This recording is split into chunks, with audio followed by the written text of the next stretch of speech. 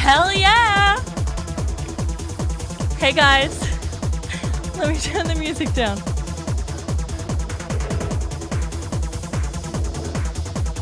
Wait.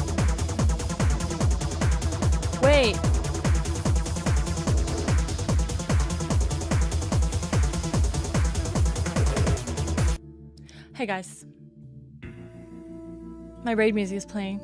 Tiny, thank you for subbing. Guys. I had rave music and Twin Peaks happening at once. Too freaking much. Look at you. Was that yours, Tiny? Wallach! Thank you so much. We're just beginning. Oh my god, guys, stop. Okay, hang on. Let me fuck with my shit for a second. Let me just fuck with my shit for 1 second. First of all, we need, everyone. Okay, hi everyone. I hope you had fun with Pix. I hope she calmed you down. I hope she gave her own Anthony Albanese style calm down kind of public address. It is, for many of you, the pink new moon. Hey, Big Man Maniac. It's the pink new moon. Why are no, there is a raid message. Oh no, but not from you, Calm. Why are my YouTube, okay. My YouTube shit is not YouTubing. Something's going on, guys. Can someone just check my YouTube if you get it? Look at you. Thank you so much. What the helly? What the helly? Thank you. Her YouTube wasn't working either? I am live on YouTube. I am. What the helly? What the hell? What the helly? Let me just try again. But if I end it, we're not even dealing with it, guys. Let me just see what happened. Okay, we're trying again. Inshallah, the Lord will be good to us. I thought it was weird. I was like, normally somebody talks to me.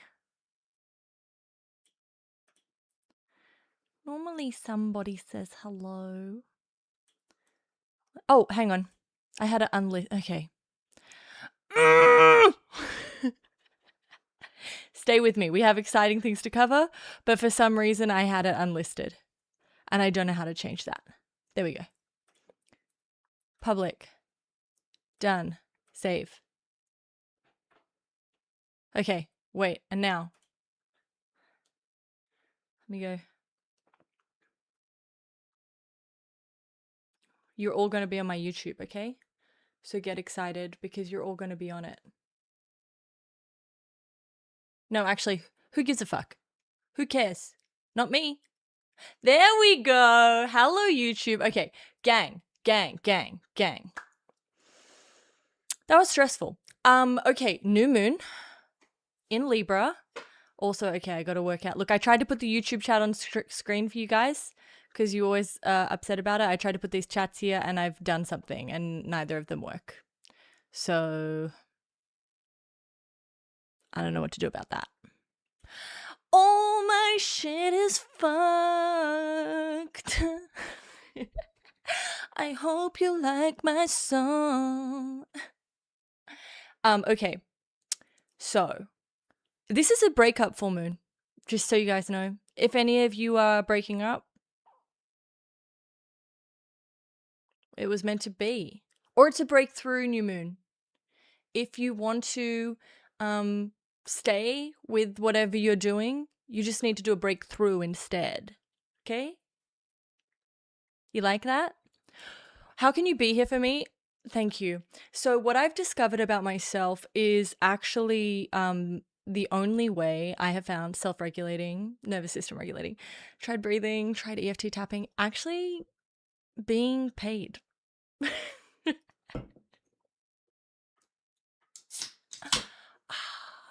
As per usual, this stream is sponsored by Diet Coke. How you guys going? Okay, we've got YouTube, we've got Twitch. Everything's fine. Everything's going well. Except for all of that. But just, that doesn't matter right now. Don't worry about it. Don't worry about it at all. Okay. Hey, Spiro. Claude is my friend. Look, no, Claude and I aren't friends again. Claude and I are still fighting. Claude and I are not on good terms yet. Claude has a lot to prove to me before we can ever go back to what we had. Guys, fuck. The world's fucked, hey? We've got a lot to monitor today. Firstly, we are going to monitor all of the little speeches that people gave. I'm going to give you some information about what I've been thinking about, what I'm worried about, what is going on. Gulf states, what was omitted from Trump's speech that should make us concerned. Some things I've been thinking. Does anyone have any concerns that they're worried about? Things that they thought? Did you guys watch the speeches? Did you watch Anthony Albanese take over television in all of Australia and say, "Hi, I'm Anthony Albanese"? Guys, I changed the color because it's a new 30-day sprint. 90-day sprint. We do the year in 90-day sprints, new 90-day sprint. I'm not going to one guy a YouTuber yet. I'm not going to get one guy by a YouTuber yet. That will happen when I start talking about something with an ounce of nuance and they decide to tell me I have no values. Then I'll very quickly get one guide and we'll all be happy, okay? Exactly, Mum. Exactly.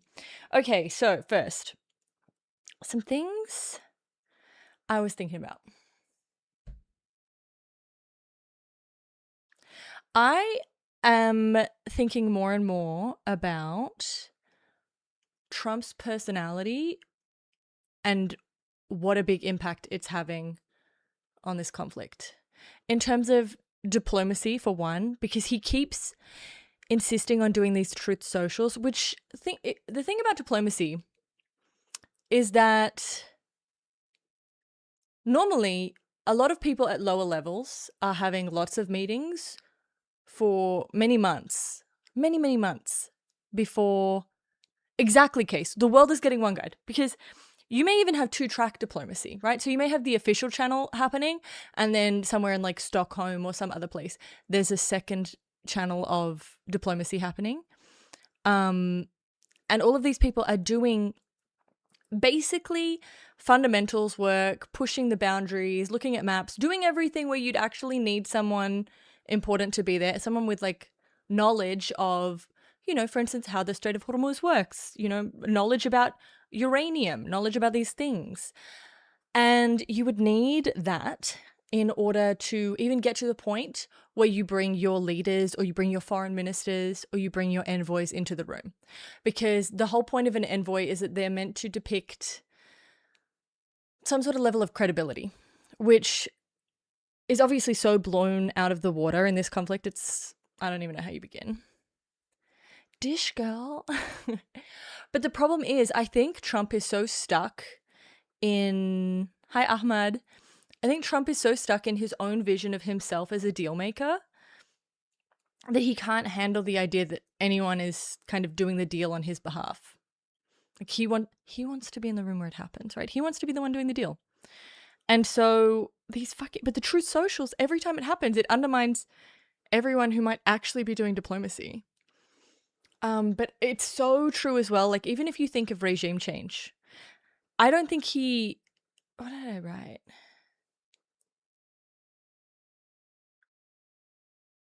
Yeah, it's not regime change as much as it is regime discipline, right? Or hostile takeover. It's not about changing anything to do with the internal system. It's just replacing the head of state to someone who's going to be more disciplined and more in line with what he wants, which is more like, regime amendment. Exactly, Barak. It's like, he's looking at world leaders and literally being like, you're fired. That is how he is approaching. He's like, you're fired. You're not doing what I want. You're fired. It's nothing about changing the actual regime, which I guess is lucky, because he's just not going to be able to do that. Regime maxing, exactly. But he's not, he's delusional if he thinks that he's getting a friendlier regime. It is apprentice diplomacy, and more than that, Wallach, it comes down to, like, you know how we've constantly, I was thinking about this in terms of the propaganda, right? And how, like, we've kind of resisted watching it here, but you know, it's like very entertaining. It's these like Lego figures, and there's like, or the American ones, like shots from different movies where people like running around. And it's like giving you very oorah feelings. And oorah is good if you're a soldier. Oorah is necessary if you're a soldier. But oorah is not good if you are a member of the American public, because once upon a time, our propaganda actually had to persuade us. Me, I'm a member of the American public, please let me in. No, once upon a time, the point of propaganda was persuasion, right? Once upon a time, the point of propaganda was to make you believe that the government was doing the right thing and get your consent, because your consent was necessary. Because otherwise you would write to a member of government, or you would take to the streets, or you would stop paying your taxes, or something would happen. Whereas now they don't care about that, because, and the way that they do that is, instead of persuading you now, they entertain you. Everything is entertainment, because you're not required to engage with entertainment in the same way. You sit back and you react, but you're not required to do anything. And I'm like, okay, so like the world is experiencing the war as TV, right?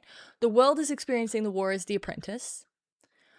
But that's one thing that's bad, because we shouldn't want that. But two, so is the president.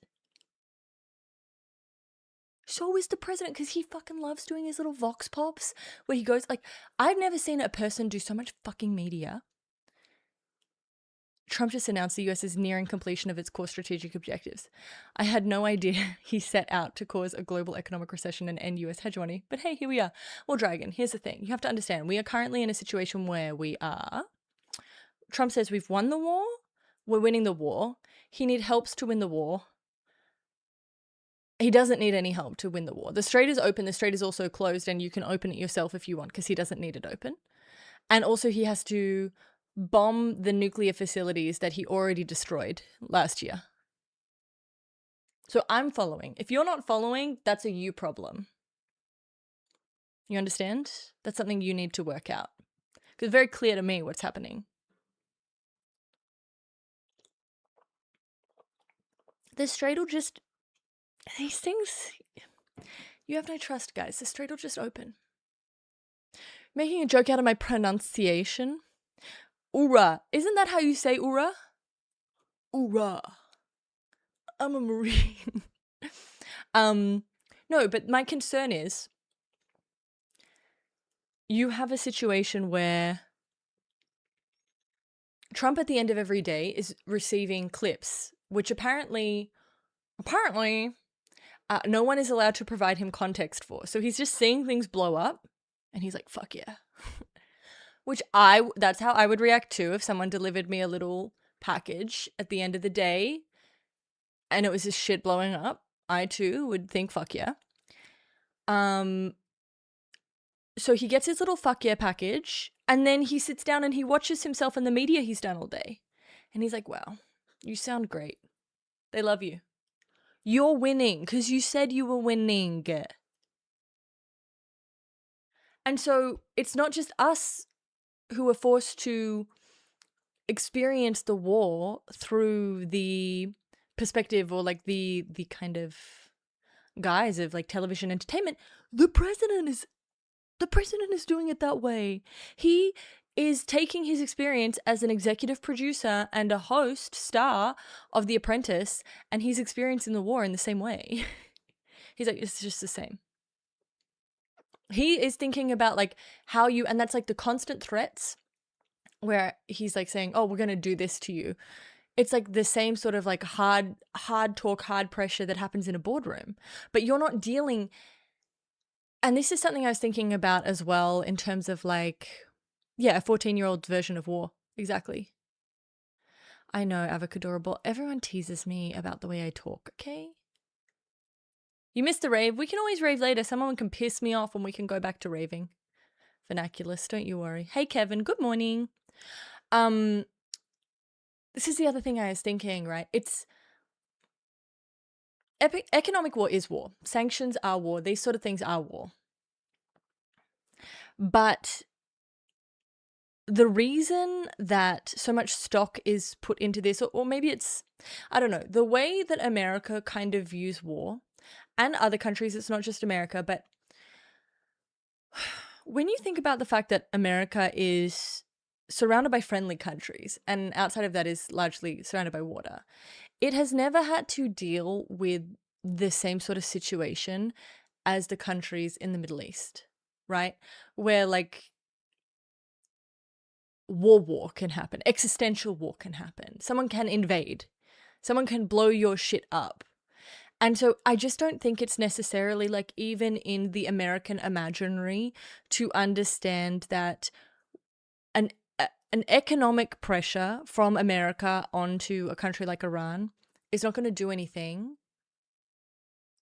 to stop them in the face of like an actual existential war. I am?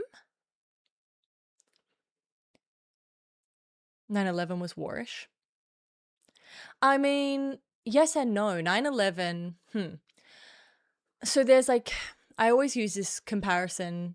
There's like a hammer to nail type warfare. There's a hammer, and then there's like a hammer to quicksilver type warfare, which is what you see more with terrorism. Because a terrorist act, which is like ideologically driven, isn't like a land dispute. It isn't something where, you know, there's someone who's pushing on your border because they want more land. An ideological kind of out of nowhere attack, which is done by a non-state actor, is not the same as what's happening between Israel and Lebanon. It's not the same as what happened between Iraq and Iran. It's not the same as Saudi and Yemen. You know, it's very different to live with people that you have conflict with on your borders. America's never concerned that Canada is going to turn around and invade. And so even though it's war-ish, it's not, America isn't living with the constant kind of feeling that someone could invade. And so they don't consider kind of the existential, like, yes, okay, a terrorist can hit a building, but no one is going to occupy America. No one is going to send a bunch of, like, they'd have to send ships. No one is going to get enough of an army to the American shores that they can take over the continent. Does that make sense? And so it's not a reality. Whereas, like, you know, I think some of you may have seen that there's a Iraqi, someone from Iraq is like, they've done a TikTok or a reel or whatever. And they're like, guys, when you're bombing Iraq, like inevitable, because that's my entire existence, please don't bomb this bridge. They just finished this bridge. I've been waiting for this bridge for the past 6 years. Please just don't bomb this bridge. It's really important for me to get to work. Please don't bomb this bridge. Like, that's not something, there's no, and that's why a lot of the time you guys will hear me and it'll sound like I'm being easy on a country like Israel, where I'm like, well, you guys just don't have the lived experience of, like, you would think differently if you grew up going into bomb shelters every day. You would think differently if you grew up being told there's going to be a terrorist attack. Like, you don't have, I'm not saying it's logical. I'm not saying that it's not paranoid. I'm not saying anything like that. I'm just saying you need to take into account how people form a mentality with that. If you have lived most of your life with Benjamin Netanyahu as the leader, you're going to think a certain kind of way, you know? So it's just a different way of thinking. And I think that infects the American leadership as well. Oh, of course, Americans don't have imagination. That's something we have to consider. And I think as well, because like Trump is such a money man. Yeah, I think, and like you see people, if you know anyone from like Central Asia or West Asia or the Middle East, like a bomb will hit and they'll be like,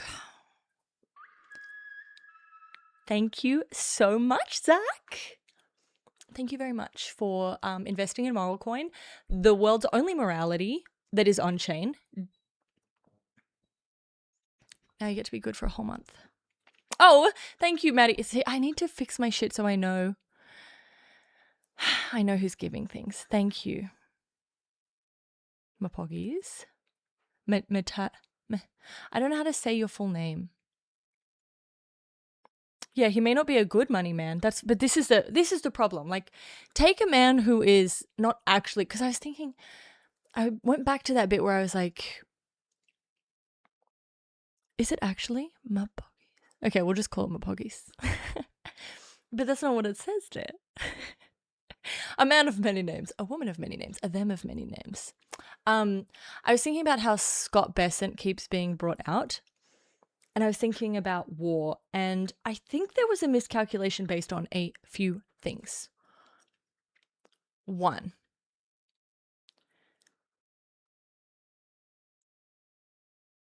my poggis because it says tit, which is censored by Fixes TTS. Okay. I won't question it. I'm really sorry. One, Russia-Ukraine, big war, right?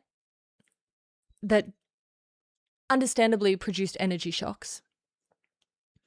But the market handled it pretty well, and there were workarounds. They found ways to like sort of sanction Russia, but still get, energy out into the market. They found ways around it.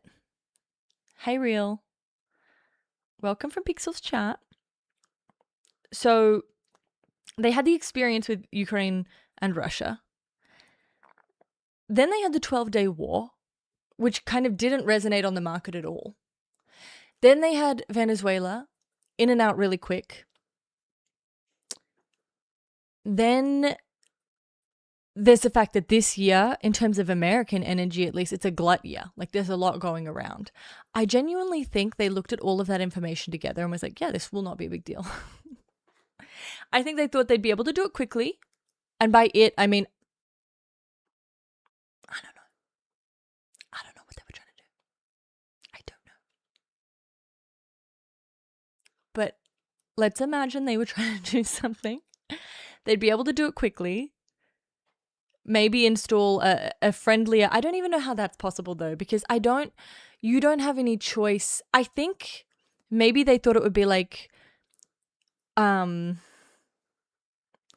God. In 1953, when Mossadegh was taken out and the Shah was put in, right? But the thing that I don't understand about that is, like, Khamenei was coming to the table. Pezeshkian is fairly moderate. He is the weakest president that Iran has ever had, by far. He's a weak president. But, yeah, not just they closed the strait quickly, but their escalation horizontally to attacking the Gulf states was so quick. Mossadegh or Pezeshkian? Pezeshkian. Yeah, I was excited when Pezeshkian came in, but excited might be an overstatement. But because he was better than Raisi, but he's so weak. He's so weak. And the more that he puts out being like, guys, we're not trying to upset you. We're not trying to hurt you. We love the Gulf. The IRGC is just 100% in charge. And it's not good. Yeah, but they escalated to closing the strait much quicker than anyone assumed. Which, of course, the strait isn't closed. It both is and isn't closed. Schrodinger's strait. Yeah, it could be Ahmadinejad, right? But they didn't change I think Trump put out a tweet today that was like, the president we're dealing with now is much more rational and much more like, it's so fine for us to talk to him. It's the same president. You didn't assassinate the president. Raisi died in a helicopter. Pezeshkian was voted in 2024. That's the same guy. Who are you talking about?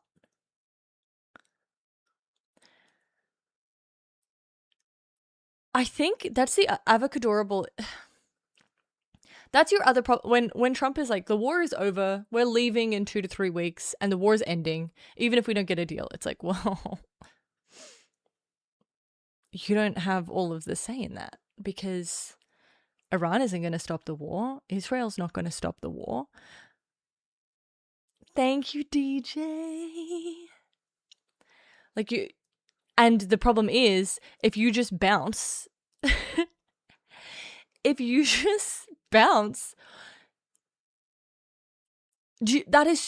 it's not just bad for like the GCC, it's bad for what it signals to every single one of your allies. The art of not getting the deal. Well, this is the thing, Zach. You got to know when to hold them, know when to fold them, know when to walk away. Thank you, DJ. And of course, know when to run. We actually missed the window of opportunity for running. And now we are actually at a point where we should stay at the table. Because, and this is an existential thing again, right? Like, Israel, for instance, is very used to being hit by missiles, is very, thank you, Faith, is very used to being hit by rockets and missiles, right? This is something they've prepared for. This is a part of like their cultural identity. But they also don't have the existential issue of desalination plants. Like, I don't think you understand. If Iran hits the desalination plants in the Gulf, it is catastrophic. I've been seeing whispers across Twitter that the UN has been concerned about the US gearing to drop a bomb. Wrote it off because I haven't seen it elsewhere, but this seems like the place to bring it up. Okay, so I have brought this up before, and my vibe on the bomb is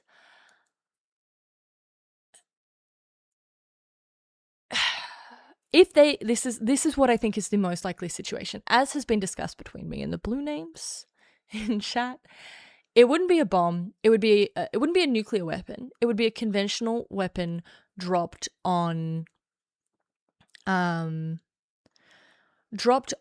nuclear material.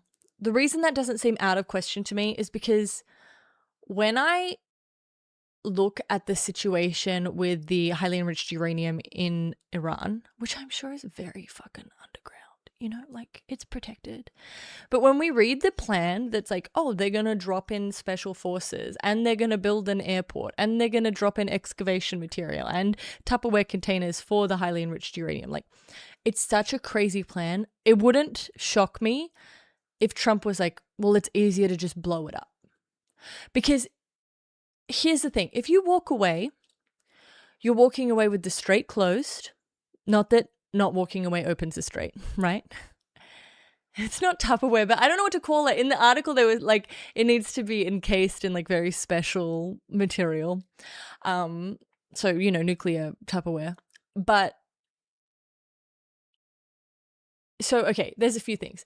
I think that you need to get rid of the highly enriched uranium. If it were a sensible person, if it were me, President Joanna of the United States, I would obviously be engaged in diplomacy because I'm not stupid. And as part of my diplomacy, I would be working with a allied state in the region to take the highly enriched uranium. Then we can move it out. An organized type of thing. Or maybe they hold it there. Maybe it's a neutral state like Oman, right? Or Qatar, somewhere who can hold it and it doesn't feel like you gave it all away to the enemy, right? Javi, we need to talk about Oman in a second though. I did want to watch the address and kind of comment on it, but maybe I'll just comment and we don't have to watch the address because I assume you all watched it. But he's not going to do diplomacy. So the other route is to drop in SAS, which is this. Do you want to know how stupid the plan is? The SAS plan to extract the highly enriched uranium? We know about it. This is always a good like rule of thumb when it comes to highly classified operational missions. If someone leaked it to the Wall Street Journal, it's because they know it's the stupidest thing to ever happen and they don't want it to happen. So they're like, we need to leak this to the press so that everybody knows. I know, it's the pink new moon. She doesn't love you. We had to change it up for the next 90 days. It's the breakup new moon. So everyone clear your roster right now.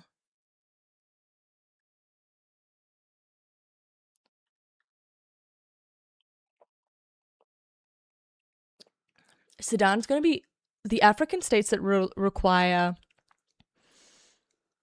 food as well. Yeah, special ops. You breaking up with me?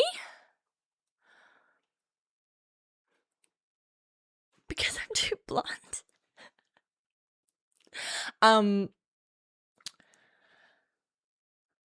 Yeah, listen, the world is mega fucked. The world is mega fucked. Not America. Not America. America will be fine for a little while. Weirdly, because there is a gas, I don't know, America's fine for a little while, according to what I'm reading. I don't know shit. Don't listen to me.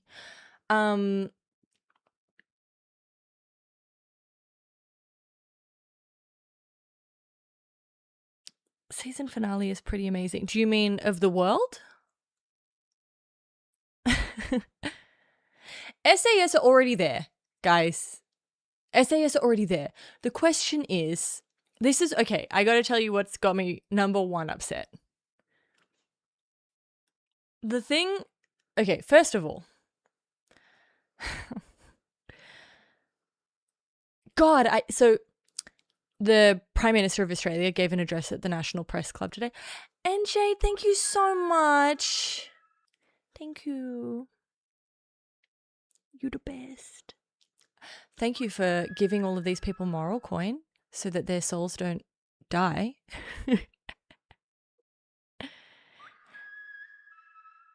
What do they do? They're freaking out, exit. They're doing crime.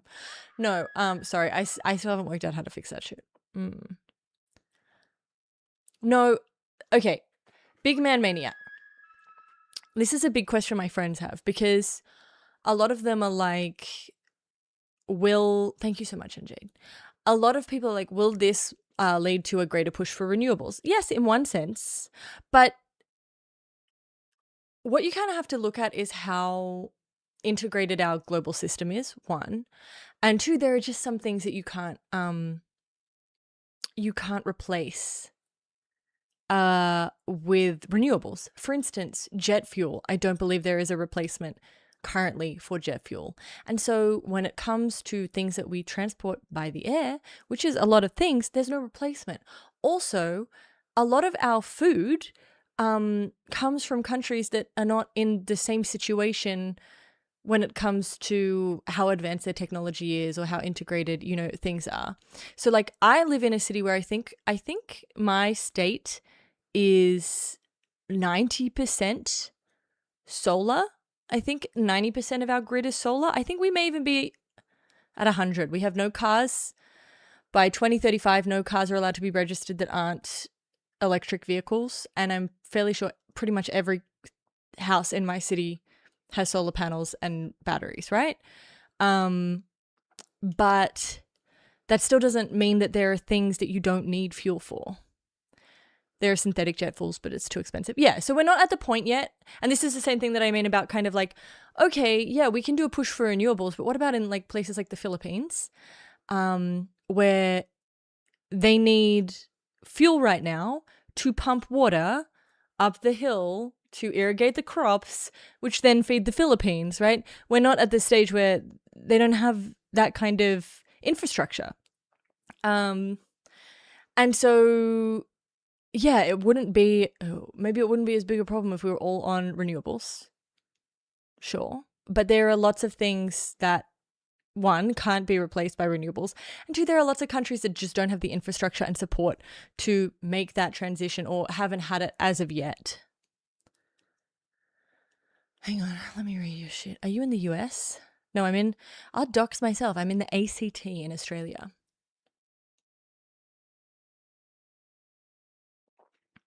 I go to New York, which is where I live the other half of the time. And I come from my beautiful town where everything is recycled. Everyone cares about the environment. Everyone's like picking shit up as they're walking around. Everyone's, oh, don't run this unless it's during the day because, you want to make sure you're, Anyway, then I get to America. It's like you order takeout. It's like 14 plastic bags, 100 plastic containers, 6 sets of cutlery. I'm like, what is... And no one recycles. No one recycles. And you know what stresses me the most actually in America?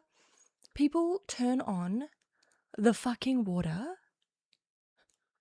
and then they walk away. And they just let the water run. I'm sorry. You clearly didn't grow up in a fucking drought. Some of us had timers in our showers. Some of us grew up having 5-minute showers, even if we were washing our hair. You just get a crown because you're talking a lot. Hell yeah. Helium is a byproduct of LNG, as far as I know, and the refining expertise and equipment required is kind of a monopoly, more or less. Yeah, and helium's used for like MRIs, etc. Blah blah blah. Exit. Listen. Sometimes it's hard for me to stream because the world is so fucking bad. That there have to be days where I'm like, I need you to know I'm aware of climate change. I care a lot about it. Look at you. Scared me. Thank you. Wait. I need to get out my fucking stream elements because it's not telling me who's doing shit. And that just won't do. Thank you, Faith. You're too kind. All of you. Thank you so much, Faith. I am living on... I literally was joking with Pixel about the Fury Road thing the other day. I haven't talked about Albo yet because I have a theory. And I don't want to have a theory. This is what I was going to say. Thank you, Faith. Yes, drag and drop, you get it. Those of us who have had to time our showers, when you go to America and they're just turning the water on, like it's just everyone has water? No, we don't have that much water. There are some people who walk miles to get a little... Oh my God. If I have children, they're going to be they're going to be like, when they grow up, they're going to be like, my mom was a psycho about water. Because it's the most valuable resource on the entire fucking planet. You can't treat it like it's just because it comes out of a tap doesn't mean you should treat it like it comes out of a tap. It's like they don't even care. Okay, I don't know what Ping's theory was, but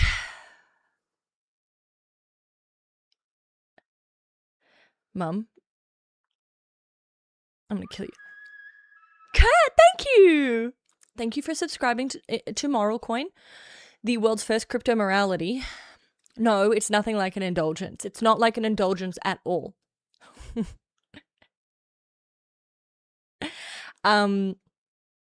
So Albo was at the press club today, and I often go to the press club, but I was like, wouldn't it be cool if I could get a press pass? And I could get up and be like, hi, Prime Minister, Joanna from Blonde Politics. My question is, because I had questions. I had questions for the Prime Minister. One thing that stressed me out was... Okay. The Prime Minister of Australia, the Prime Minister of the United... A press pass? For me? Hi, Joanna from Girldozer. Just a quick question, Prime Minister, if you don't mind. My question is, did you coordinate the timing of your national address to align with the Prime Minister of the United Kingdom's address, was there any coordination between you, the Prime Minister of the United Kingdom, and the President of the United States about your almost within a 12-hour frame addresses to the entire countries that you represent? Because for me, right, I get it. He's like, oh, I want to calm everyone down. Do you know what this feels like to me? I'm not even kidding. Okay. Thank you, Sir Supersteiner. Thank you for investing in Moral Coin. Every person who invests in Moral Coin increases the morality of everyone invested in Moral Coin. We all become more good. We become gooder. Okay? And especially with this breakup, full moon, where we're all breaking up with people, we could use a little bit of morality. Okay? You're cleaning out the roster, you feel a bit bad about it, just invest in Moral Coin.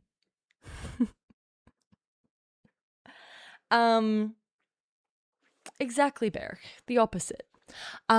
So my concern about the 3-minute national address. Did you talk to Pix about it? Because I don't think it was coordinated to send a message to the United States. I am concerned it's the breakup full moon. Yeah, the pink full moon in Libra. It's a mirror. Going into Mars, which is all about the self. Libra, which is all about balance and justice. Unfortunately, it is a breakup full moon.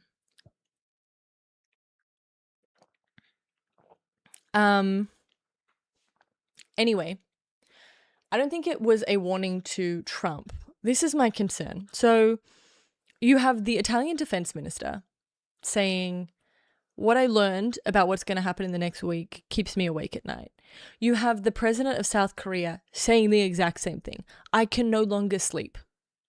Then you randomly out of nowhere have the Prime Minister of Australia and the Prime Minister of the United Kingdom doing nothing burger,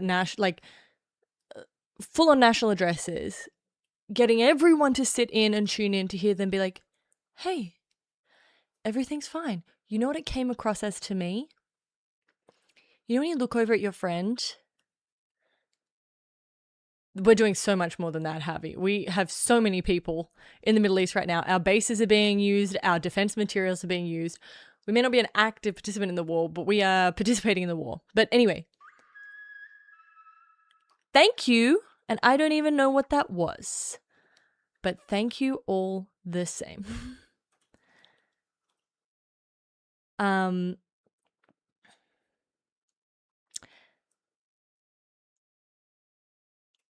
I don't know what the dog fire meme is, but for me, you know when you look over at your friend and they have like a gigantic spider on them, and the first thing you do is go, okay, don't freak out. Or like you find out some news that you know is going to freak your friend out, and you're like, hey, don't freak out. To me, these press conferences felt like the don't freak out before the news, which inevitably makes us all freak out. Look at you. Ah! Thank you, Rough Crew. 50?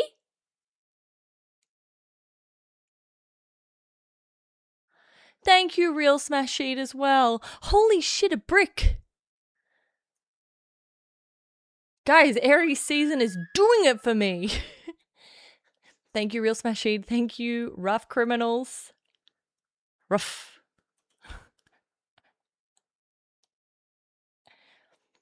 Guys, Moral Coin is going to the moon, which, by the way, we're actually, after we do all our Iran bullshit, because we have to monitor the situation, otherwise, obviously, everyone will die. After we do the Iran stuff, I'm going to look at the moon stuff. And that's going to be amazing for you, because as you know, I am physically challenged, and a jet going to the moon it involves all of my strengths. Speed, weight, distance, all of the things that I'm very strong at. Thank you. I really appreciate the support. Like, literally, every sub means a lot to me. I know that sounds lame and gay, derogatory, but it does, because it makes me feel like you like what I do. No, but just back to what I was saying. Don't ask me about my fucking PhD, man. Back to what I was saying. It really, to me, paired with, okay, the number one thing that upset me is, and my blue names are going to be upset as well. They blew up a bunch of bridges in... Hi, Sheriff. I assumed so. I assume when it's a big one, it's you.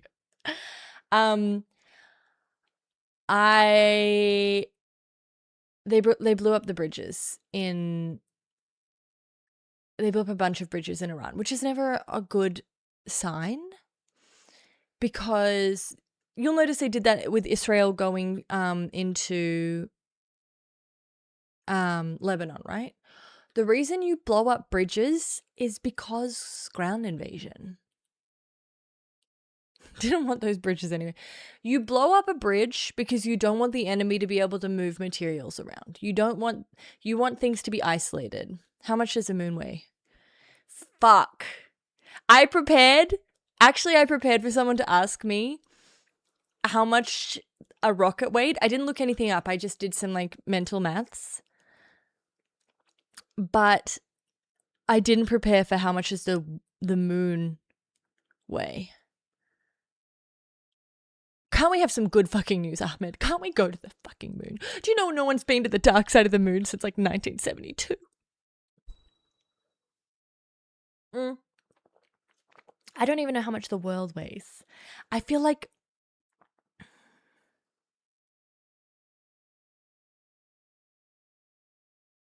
Okay, maybe it's not the dark side of the moon. It's the back side of the moon. Did I get distracted, or did Joe? I missed the Albanese speech review. I got distracted, Dragon. I got distracted. God, Okay, no one's been to the moon, but the moon seems kind of light, low-key.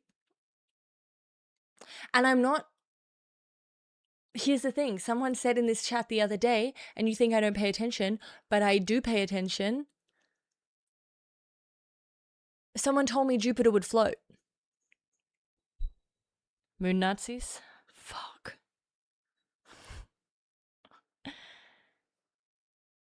You're a moon landing doubter? I don't want to even think about how much the moon weighs, okay? Jupiter doesn't weigh... Okay, I gotta tell you, this is actually true. This is one of those things I can't... This is one of those things I can't use an oven that's gonna make you guys upset, but we have to talk about it. Just give me 1 second. Okay. I don't fuck at all with any of the gas planets. If you're not made of carbon, fuck off. I'm sorry. What do you mean? I don't like that at all. I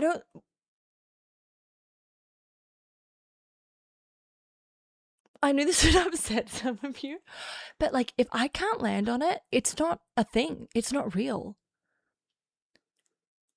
Exactly, she doesn't love you. For years, I'm like, okay, and then we'll go to Jupiter. But it's what do you do when you get to Jupiter? You can't do anything. It's not hard. It's not solid. You can't do anything. I don't fuck at all. I don't care if they've got cool moons. I fuck with the moons if you can land on them.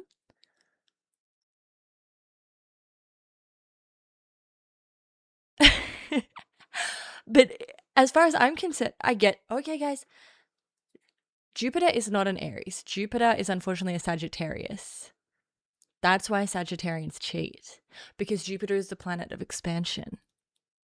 Do you understand? They're constantly looking for new things. They're constantly looking for more. They're expanding. Aries gets Mars, which I fuck with because you can land on it.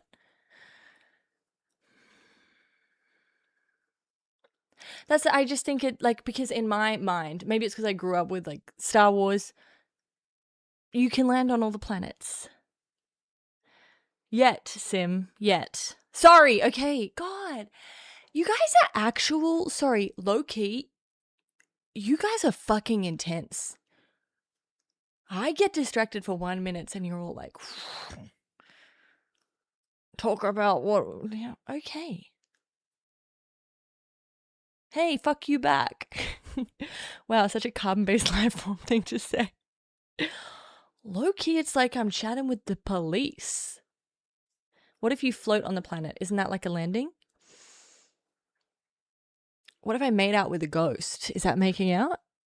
So it's not. You understand? Aries is Mars.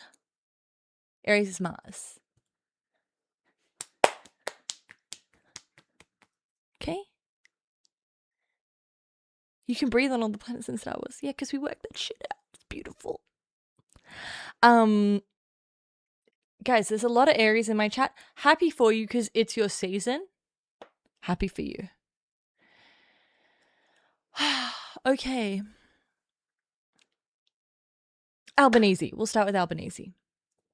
Yeah, so I think that the speech where he basically said, "Hi, I'm Anthony Albanese," was one,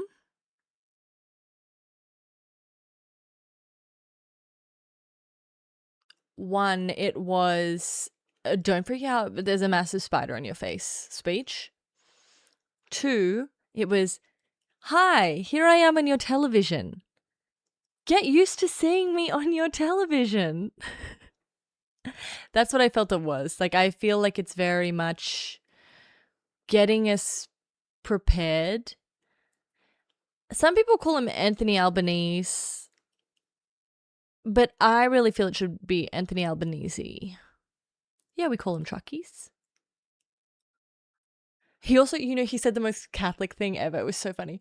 Today at the press club, he was like, "And I want the people to have communication straight from me to know what's going on. That's why I'm here on Holy Thursday." It's like, bro, you're making shit up. Holy Thursday? Come on. Also, guys, I want you to know, how I'm fucked up? When I was a kid, my favorite holiday was Good Friday. What's that about? Not Easter. Not the day of chocolate. I like Good Friday.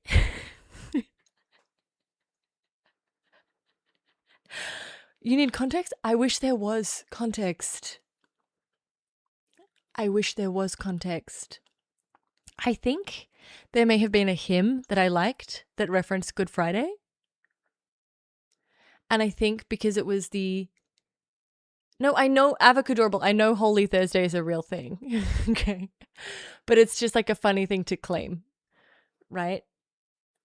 Now that I'm older, I can rationalize it. I can tell you guys, well, that's technically the day that Jesus actually died for our sins. So, of course, that's my favorite holiday.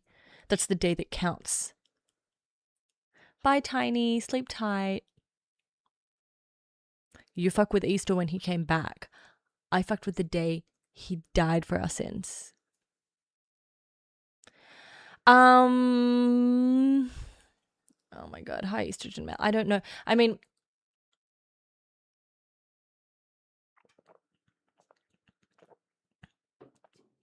here's the thing.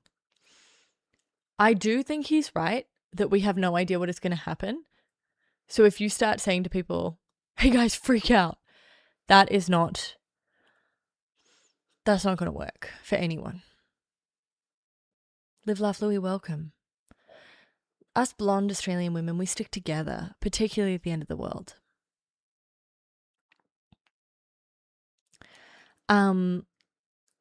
Because what this is like, I was watching him say, like, I was watching a reporter kind of push on him and be like, "Well, what's the worst case scenario?" And it's like, why the fuck would a leader of a country do that? Why would they tell you what the worst case scenario is. Hey guys, the worst case scenario is Louis. Louis. Thank you. I don't know if you're Australian. Oh, it's Tria? Thank you, Tria. Fuck. See, I can't watch shit. Thank you, Tria. But Tria, I had to say Louis' name because I don't know if you've ever seen the Australian ad where the puppy is running around with the toilet paper. But the puppy is called Louis, and I think about it every time I see it. Louis! Oh, you're not Australian, you're British, yeah? Are you like this kind of British, you know what I mean? Or you like actually a bit more of a like, are you from Chelsea or something? Or you're like, know what I mean? Gabby! Hey, buddy. Miss you. Miss the good old days. Miss when we all used to hang out. You can't you don't like my accent? What are you talking about? You don't know this, but I actually grew up watching Made in Chelsea. Like, my life was just that show. It was really important. The accent is brill, babes, isn't it? We actually also have an English person in Married at First Sight at the moment. You know what I mean? I can't just slip into it, you know what I mean? My Irish accent is actually much better because I've got family from Ireland. Okay, I want to talk about Ireland. Specifically, I want to talk about the famine. The fact that there never really was one. There was no famine. You've got an Irish teammate.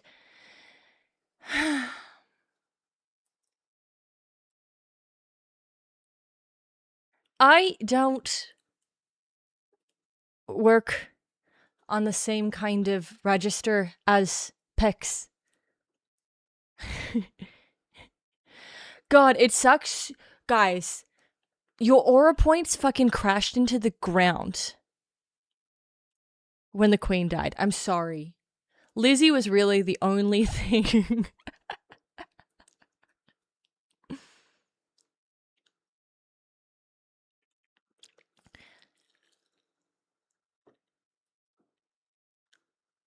I've noticed that I actually get mistaken a lot for being British. It's rough out here on Turf Island. Also, it's going to be crazy when Charles dies, William takes over, and it comes out that he's a domestic abuser and a very evil man, and they're going to be like, what are we going to, this is the king, and then the whole monarchy's going to fall. It's going to be crazy. But that's the rantings of a madwoman. I would say that my Irish accent, when it's good, which right now I'm actually not feeling. Hang on. Let me think about it. Let me have a think about it. I'm trying to hear my little niece. Can I ask you a question? Actually, my family comes from a part of Ireland where they sing. It's like a lot more sing-songy, you know what I mean? It's kind of County Meath. Just a lot more, it's kind of a little more light, you know? But that is what it is. Saoirse. I'm Saoirse Ronan. I actually think I look a bit like Saoirse Ronan. Thank you so much, Big Man Maniac. Thank you. Okay, guys. Why are we doing accents? The world is fucking over. Thanks a million. Thanks a million.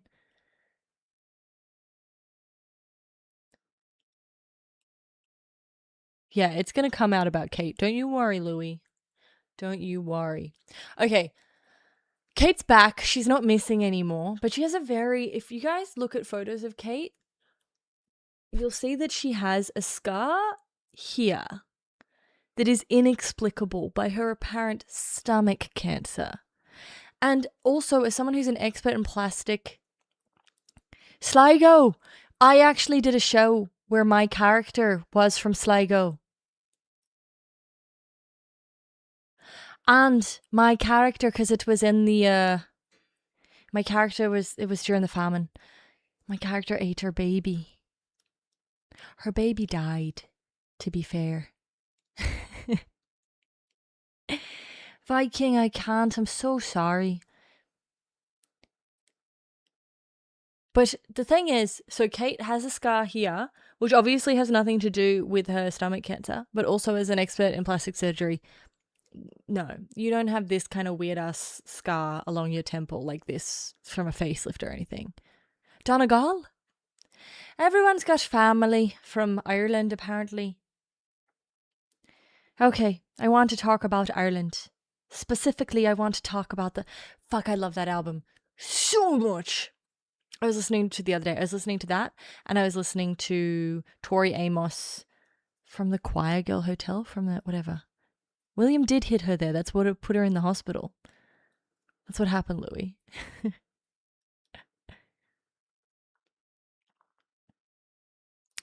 Okay, so Albanese, I think Belfast. Okay, guys, I can't do accents anymore.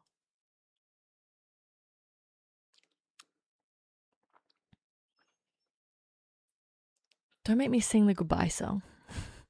Don't make me leave you. What was I saying? I was saying,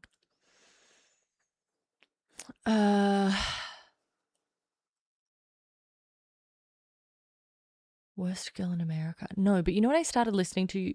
Not to be a creep, Hannah. Fuck. But let me just do it. You know, why not? You liked a reel. Because I definitely don't go into my Instagram reels and see what all my friends are liking. I definitely don't do that. You liked a reel about an album called You by Underscores, which I now can't stop listening to. Oh, yeah, okay. Albanese. Exactly, Tria. Exactly. Focus. Would you believe I don't have ADD? Everyone keeps accusing me. I don't have it. You want me to have it. I don't. I just have normal problems with attention and focus. Thank you, Royal Slyness. I appreciate the vote of confidence. You saw her live, Faith? Ugh. Jealous. Okay, worst girl. I'll listen to it after stream. Okay. Okay, I want to talk about Ireland. It's going to be in my head all night. You don't know what you've done. You don't know what you've done. You don't know what you've done. Okay, Albanese. I think the problem is what telling people he can't say anything about what America is going to do because one, it would put Australians at risk because I assume that whatever America is doing, whether we know about it or not, Australians are also involved. Two, I assume that also the last thing you want to do is make everyone fucking panic because what is telling anyone going to do? Three, I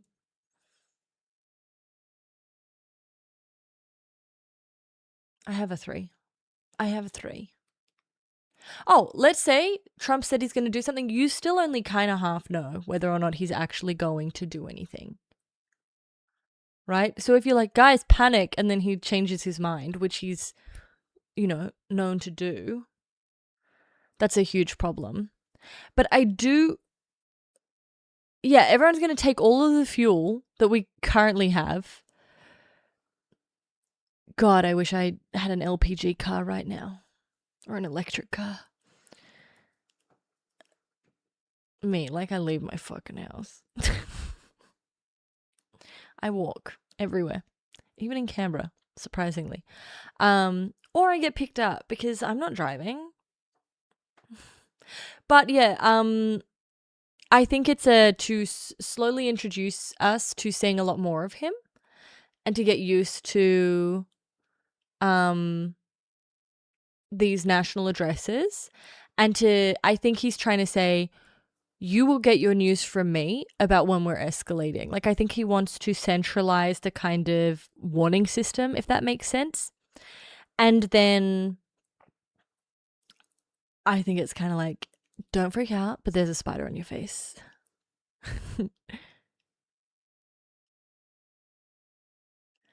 How do we feel about watching Trump's speech?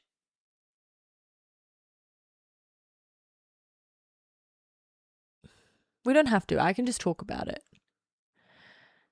Hang on, my neck's.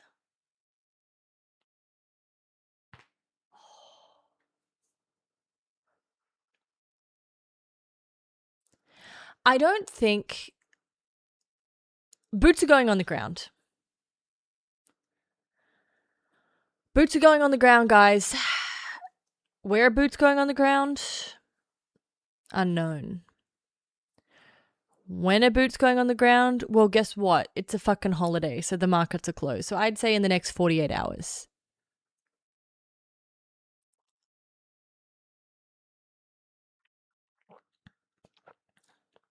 The speech is like 20 minutes, and you know me, I'm going to be pausing it a lot. That's the only problem. Because, okay, I can just tell you some things that I thought.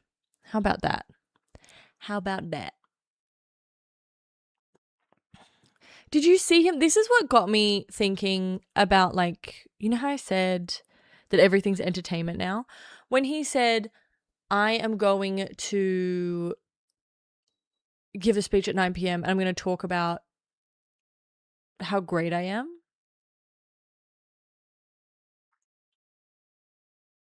Yeah, it's just a 24-hour stream. I'm just streaming for the rest of the time. 20 minutes is too much for me. Okay, let's try a little bit. And if I get sick of it, I'll just start telling you all of my thoughts in one thing. But I just thought that him talking might like prompt me to think things, you know?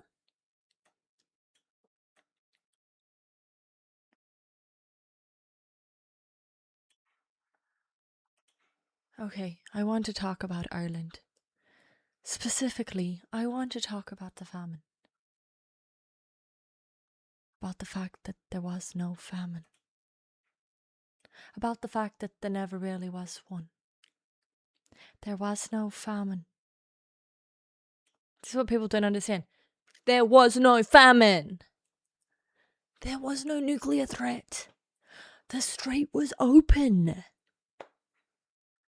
There was no nuclear threat.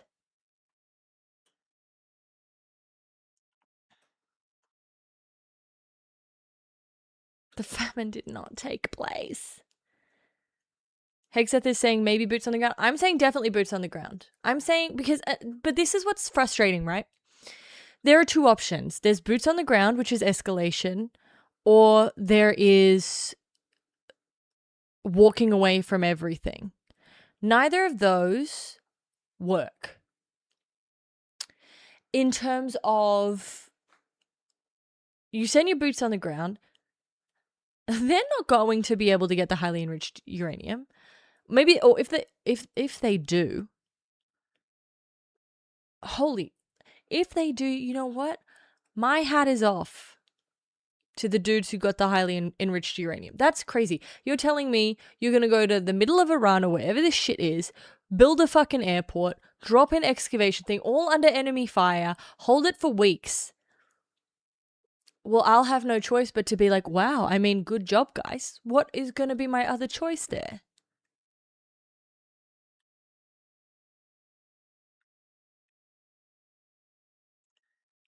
I'm not going to have a choice but to give kudos. You take Karg Island. The thing is, and this is one other thing. What did you think abundance was? A collection of essays? Words?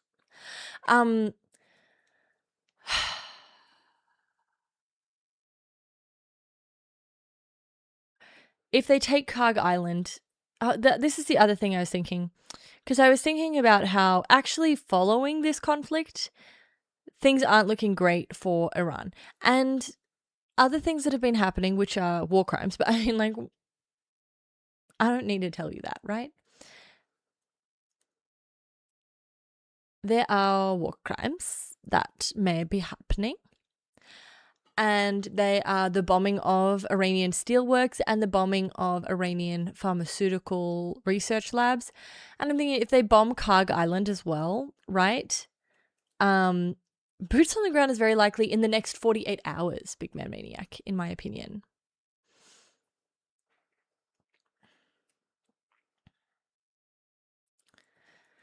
The reason I'm not talking about like Ahmad, I'm not talking in terms of like they're bombing and it's illegal. I'm talking about what they're bombing tells us, right? Bombing hospitals and shit, that's just fucked up and horrible, right? Bombing the pharmaceutical plants and the steelworks is bombing Iranian industry. So what had Iran built for themselves that made them indispensable under sanctions? You know, Iran was big on pharmaceuticals. Iran was big on steelworks. A lot of their stuff was these are big industries for them. So if they bombed Karg Island and they kind of fucked up their oil exports as well, a lot of it is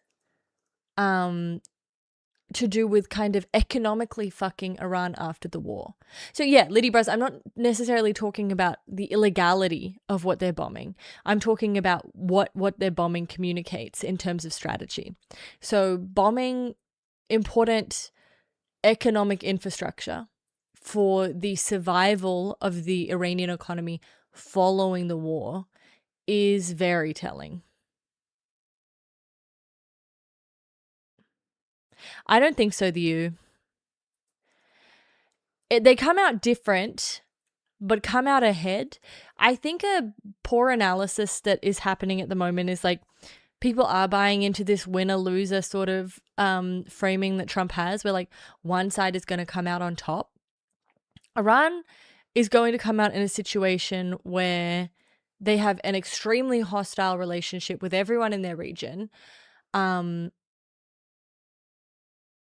They don't have any chance of kind of easing into the Western infrastructure. Yeah, okay, we're gonna watch the speech now. We're gonna watch the speech. This is not there's no winning, unfortunately. There's no winning. Regime change, though, yeah, exactly. If you destroy enough industry, I think it makes it hard following the war how long the regime will be able to survive. Like, but the thing is, Ahmed, even though I believe that I think that the economic strikes could threaten the regime like 2 to 3 years down the line, I'm like, well, I don't believe that there is any kind of morality in the Trump administration that that's their aim. They're like, we'll fuck up the economy so that in 3 years they, and also like, I'll save it for my analysis of the speech because I have things to say.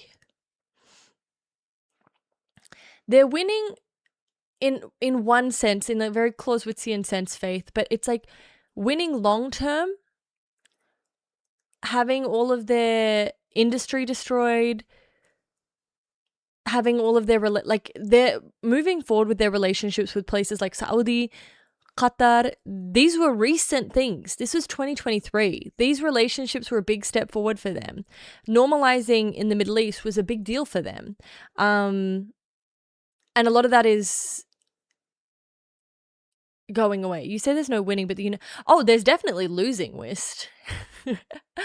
And haven't we been shown what it looks like to lose? You're now dealing with a problem with this strait that did not exist. Why are my earphones like this? Oh, well. Okay. Look at this loser. Oh, why do I always suck at this? Thank you, Oida. Thank you for investing in Moralcoin, the world's first crypto morality. We don't. What's going to happen on the side of things, you know?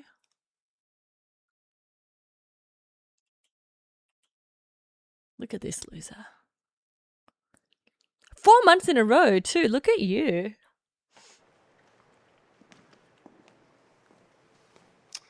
Thank you. That's a thing, Liddy. Sorry, I know I'm 1 second in and I paused. I know. I'm the worst person alive. You can all get over it. I just wanted to say to Litty, because Liddy made a point. which is operationally, obviously, America and Israel are going to win. Operationally, in terms of strikes, in terms of like, this is what we keep talking about. Oh my God. You know what I fucking hate on Windows? Okay, why is there shit over my face too? I've fucked all of this. Oh my God. Oh my God. Hang on. You guys just have to give me a second to sort my screens out. I really need a fourth screen. I need more screens. Sit there. And now, I know, I'm working on it. I think I'm just going to have to get rid of my overlay for today. Sorry, guys.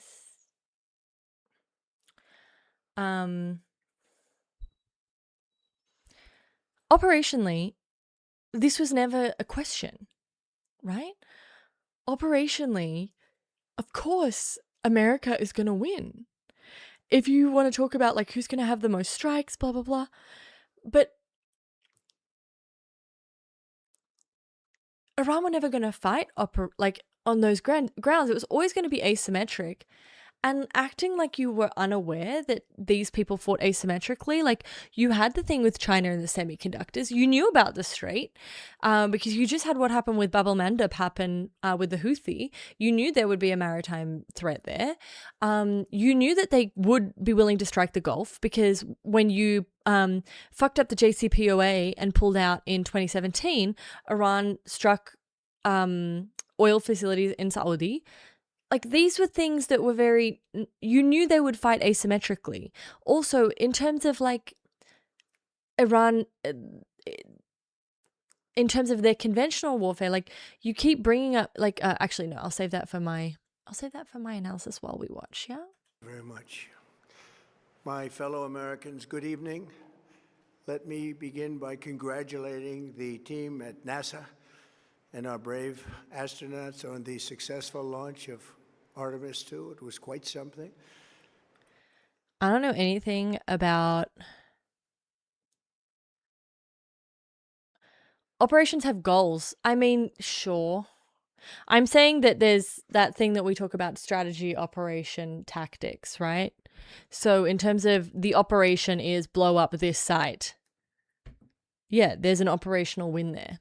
Guys, the only mission I know about space is the Challenger mission. So I'm naturally very nervous about every space mission. It will be traveling further than any manned rocket has ever flown and will very substantially pass the moon, go around it, and come back home. Why are they selling that like a fucking success? You missed your target? Oops. From a distance. And Iran isn't Iraq either. The IRGC aren't the Iraqi Republican Guard. Yeah, they're super decentralized. You can't just cut off the head. Liddy, the whole thing is just underscored by a complete lack of understanding of Iran. A complete lack of understanding of the country you're dealing with. Yeah, what is Sleepy Don? That has never been done before. It's amazing. They are on the way, and God bless them. These are brave people. We want to God bless those 4 unbelievable astronauts. As we speak this evening, it's been just 1 month since the United States military. Actually, I might speed him up too. Just a touch. Just a touch. Where's the speed? Began Operation Epic Fury, targeting the world's #1 state sponsor of terror, Iran. In these past 4 weeks, our armed... We need to watch that. We need to read Edward Said's review of Netanyahu's book on terrorism, Allah, Iran as well. I'm interested in that. Forces have delivered swift, decisive, overwhelming victories on the battlefield. Victories like few people have ever seen before. Tonight, Iran's Navy is gone. Their Air Force is in ruins. Okay, so when we're talking about a misunderstanding of Iran doesn't have a Navy. It doesn't have an Air Force. In terms of like, this isn't a fucking achievement. If you know any, like, Iran's navy is made up of like frigates. Is that the name of a boat? It's made up of ships from the Shah's era and from random ships that they've kind of pulled together that would probably fall apart if you flicked them. It's the Iranian navy is speedboats. I'm not even kidding. And you haven't got rid of all the speedboats because they're hiding them underground. Like, it sounds so stupid, but like, it's so ridiculous to hear someone like this say, Iran, we got rid of their navy. Okay, did you also get rid of my navy? I too have a navy. It's called my uncle's boat.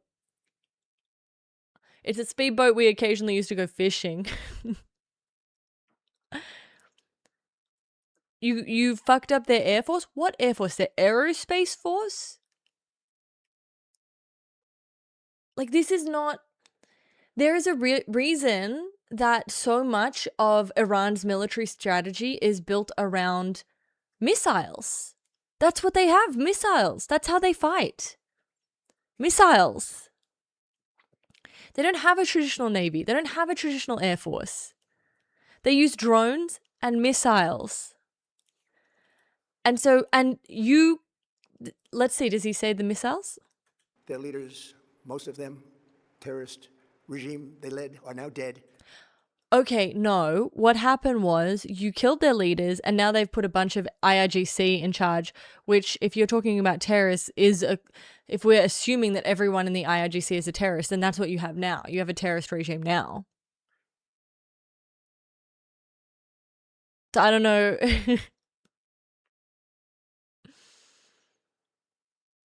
Only one country was able to land on the moon. Let that sink in.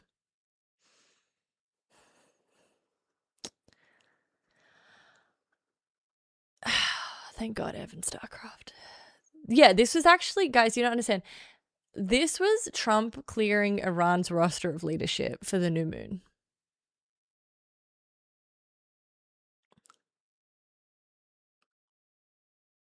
What am I going to say?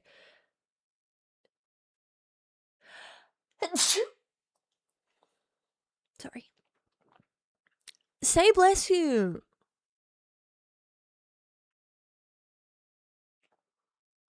Thank you, Max. Thank you, Evan. Okay. Thank you, Sonu. Thank you, Ahmad. Okay. So thank you, Hannah. Everyone gets an individual thank you. Defeating the thank you, Adrian. Thank you, I'm stuck in the 80s. Thank you, Exit. Thank you, Barrack. Thank you, Montreal Ronan. Thank you, NJ. Thank you, Kevin. Okay, we have to stop somewhere, and it has to be now. Thank you, Mum.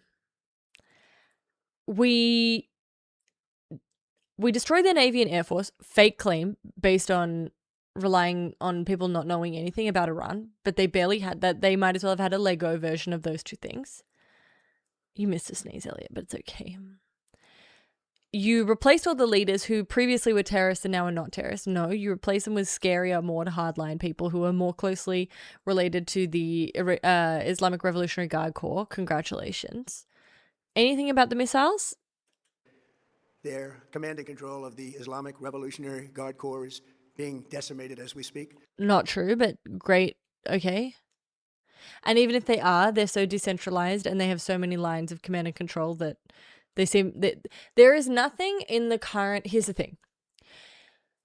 When you look at every day, if missile attacks are happening, if they're targeted, if they seem coordinated, what you can glean from that is that command and control is still very much intact, right?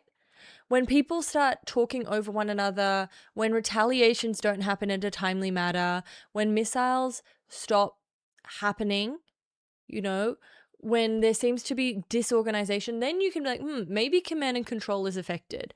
But right now, command and control are very much fine. Yeah, this is also addressed to people who don't know shit from shoe polish. Exactly, high station mail. It's so interesting to look at like how much of this is just to his own people.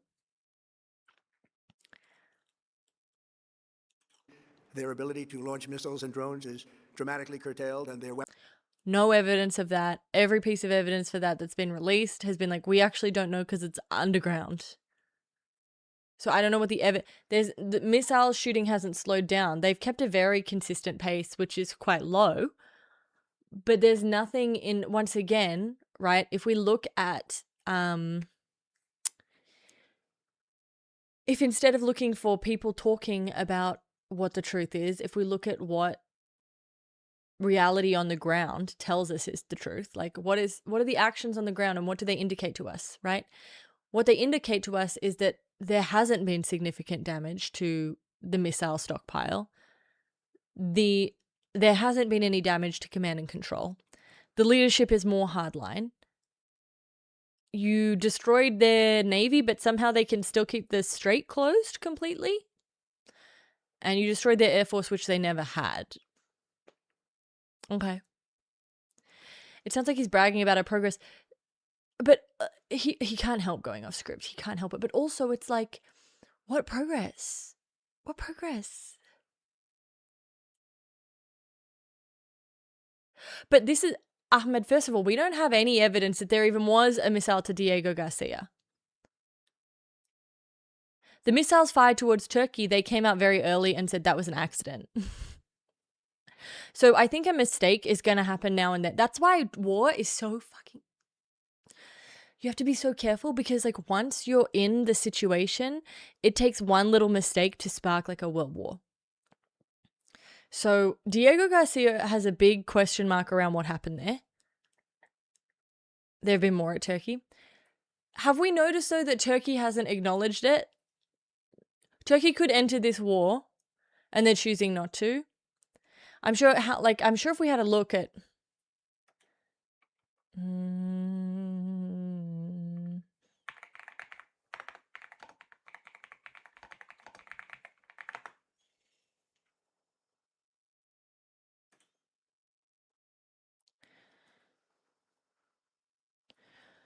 4th of March, 9th of March, 13th of March, 18th of March, March 30th.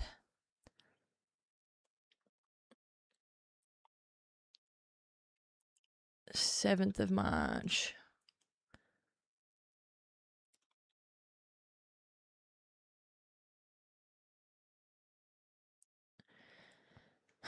But why, I just don't know if this is... I don't know.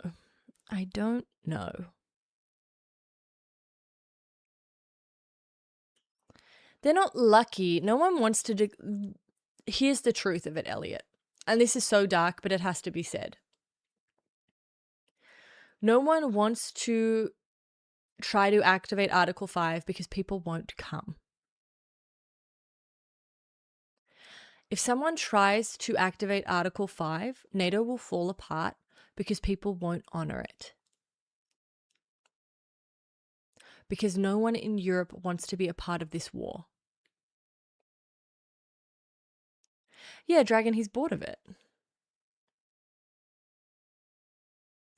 I don't know. I'm going to look into these because I got questions.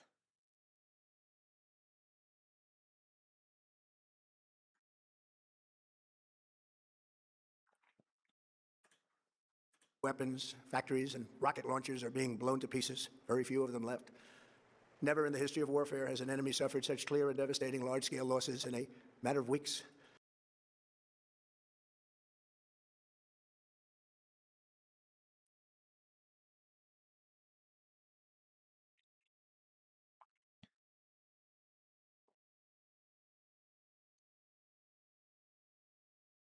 I don't need to say anything there. My silence speaks.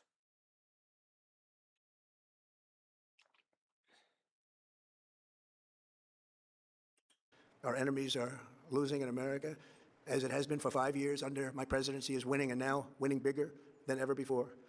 Before discussing this current situation, I also want to thank our troops for the masterful job they did in taking the country of Venezuela in a matter of minutes.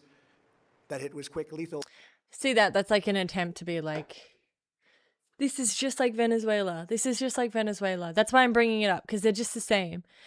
In my mind, they're just the same, which tells you as well, but this is important to understand what he thinks regime change is, right? It's a restructuring. Regime change is regime discipline.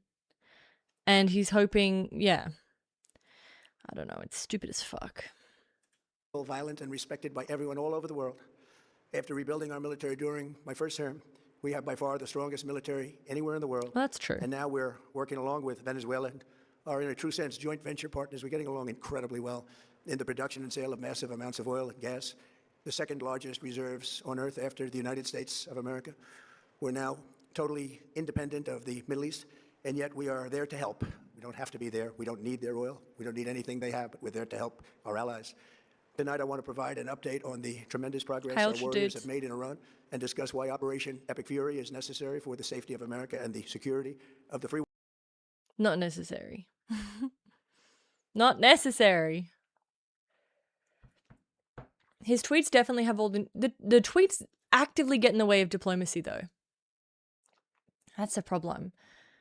And this is, I think all of this is to calm people right before something huge happens in the next 48 hours. The question is, for me, it's like if they're blowing up bridges on the mainland of Iran, a ground invasion in Iran? Surely. It's only going to be special forces then.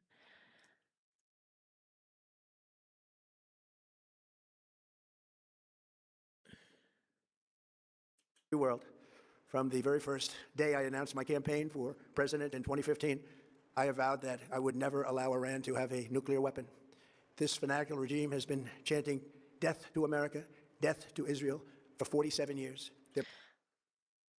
Well, they have, but some things become a habit, you know? You guys are still pledging allegiance to the flag. It's a bit weird. Proxies were behind the murder of 241 Americans in the Marine barracks bombing in Beirut, the slaughter of... I am so sorry. Like, I don't want to be one of these people, but sometimes I have to be one of these people. I don't like being this person, but sometimes the moment calls for it. If you are going to say that a country is the biggest terrorist in the world and a threat to you that requires a military intervention of this scale because a couple of people died in the 70s, do you realize what precedent that sets for other countries? 1984. That's basically the 70s. If you're in the beginning of a decade, you're actually in the last decade. If you're in the second part of a decade, you're actually in the I'm talking about the people in the embassy.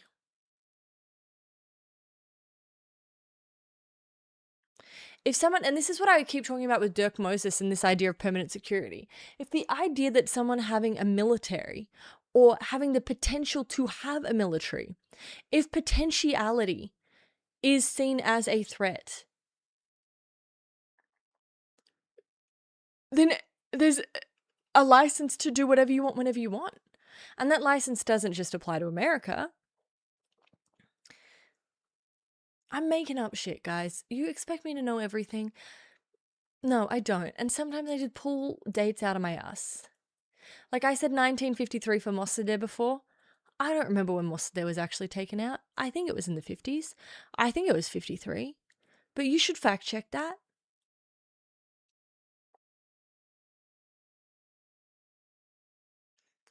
I just don't really want a realist version of the world.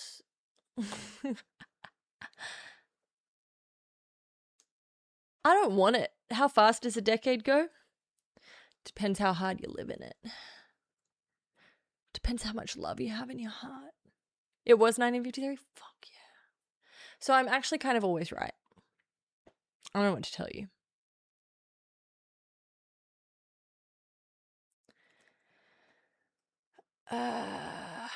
Yeah, but I'm just saying, based off of everything he's saying, I agree, obviously, that Israel's had a massive impact on this, but I also don't want you guys to let this man off the hook. Like, Israel has encouraged every president to do this to Iran. Every president ever. And you know what every president ever has said? No, that's stupid. I'm not doing that. So, like, yes, 100%. We can talk about Netanyahu and we can talk. Look, there's many.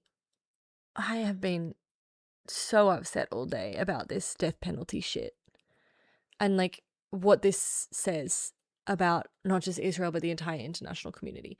So I'm more than willing to like go there, but I just think like don't let this man off the hook. Oh, he's talking about Beirut? Yeah, but he's always talking about the fucking embassy. I just think like if you can say like this war began with him killing a bunch of little girls. Unprovoked war of aggression that started with killing a bunch of little girls. And if he's going to be pulling, you know, the bombing of people in Beirut in fucking 1983, which I assume was to do with the Lebanese civil war. I don't know what happened there. I don't know what happened there. But I assume it was in the context of warfare. Then what's to stop Iran developing a nuclear weapon and then coming back and being like, well, you killed a bunch of our little girls and you're a terrorist to us that keep doing this. You keep fucking up our shit. Like, this can't be what we use as a justification. I mean, he doesn't care about justification. No one cares about. This is my problem. I think I'm going to get Alonzo. Remember I mentioned I have a friend. He's an international law scholar. He teaches at London School of Economics. I think I'm going to get him to come on and have a conversation about how the fuck we return to international law meaning anything. Like, is there a way back? Is there a way to get there? Yeah, he's awesome.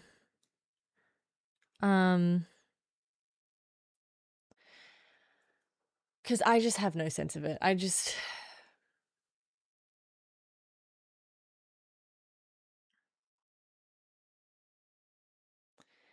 Big deal if they can or cannot build a nuke. I'm sure they can buy one.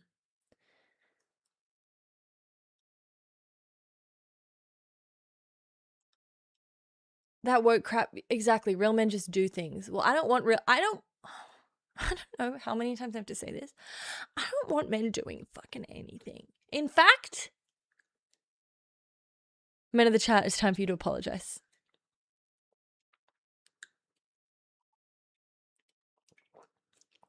It's time for you to apologize. Okay, thank you, Ahmed. Thank you, Evan. Thank you, Zach. Thank you, Mum. Thank you, Kev. Math, not an oops. Oh, sorry. Thank you, Sonu. Thank you, Sim. And I'll ban you. You think I won't, but I might. Oh, sweet dreams, Hannah. Okay. Thank you guys for all apologizing. It's been noted. And those men who didn't apologize, that's also been noted. It doesn't matter if you haven't done that much wrong. Have you ever heard of a concept called original sin? Hello, it's Good Friday.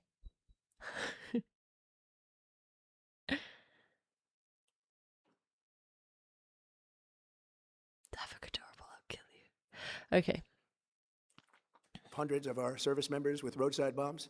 They were involved in the attack on the USS Cole, and they carried out the countless other heinous acts, including the just horrible blood. None of these happened during war, right? None of these attacks happened during war, right? Bloody atrocities of October 7th in Israel, something that most people have never seen anything like it. This murderous regime also recently killed 45,000 of their own people who were protesting in Iran. 45,000. I don't doubt that they, like, I'm fairly sure, like, okay, there are only 3 countries or like 3 places in the world that are increasing their use of the death penalty. Israel, Florida in America, and Iran. I'm under no illusions that Iran has a problem with killing their own people. They have absolutely no problem killing their own people. I'm fairly sure they've killed protesters today. I have absolutely no question in my mind that they... Hell yeah, money is everything. I'm sorry, Joe. You need to be sorry. What was I going to say? That's exactly how you all should be repenting. Oh, you were saying sorry for being a man. Yes, you do need to be sorry. In fact, that's how all of you should be apologizing. What the fuck? That's how you all should be apologizing. But also, like, I'm not, when I say this, I don't want anyone to hear this as me questioning how Iran treat their own people, particularly dissidents, particularly anyone who's against the regime. No questions here about that. Okay? So that's my little caveat. It's my little disclaimer. Is it just me, or is this number of protesters getting killed getting higher and higher and higher and higher and higher? I feel like every time it's brought up, it's suddenly higher.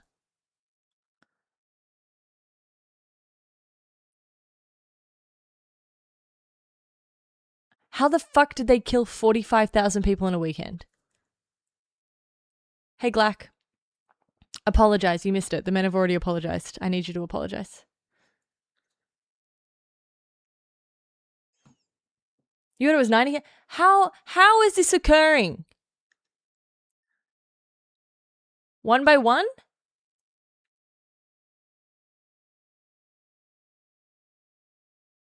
I know you're a dude because you follow me on Instagram. Thank you, Kevin. I just like, I don't know. I'm not doubting it, because there was one guy who got killed today by the regime. He's been in prison for a while. That was devastating. I have a huge problem with this state ever being able to execute. Thank you, Nodanon. Thank you. The state having the power to execute people. This is exactly why you shouldn't support the death penalty ever. The state shouldn't be killing people. That's already a problem. And then when you have a very ideologically driven authoritarian state, that power gets fucking worse, right?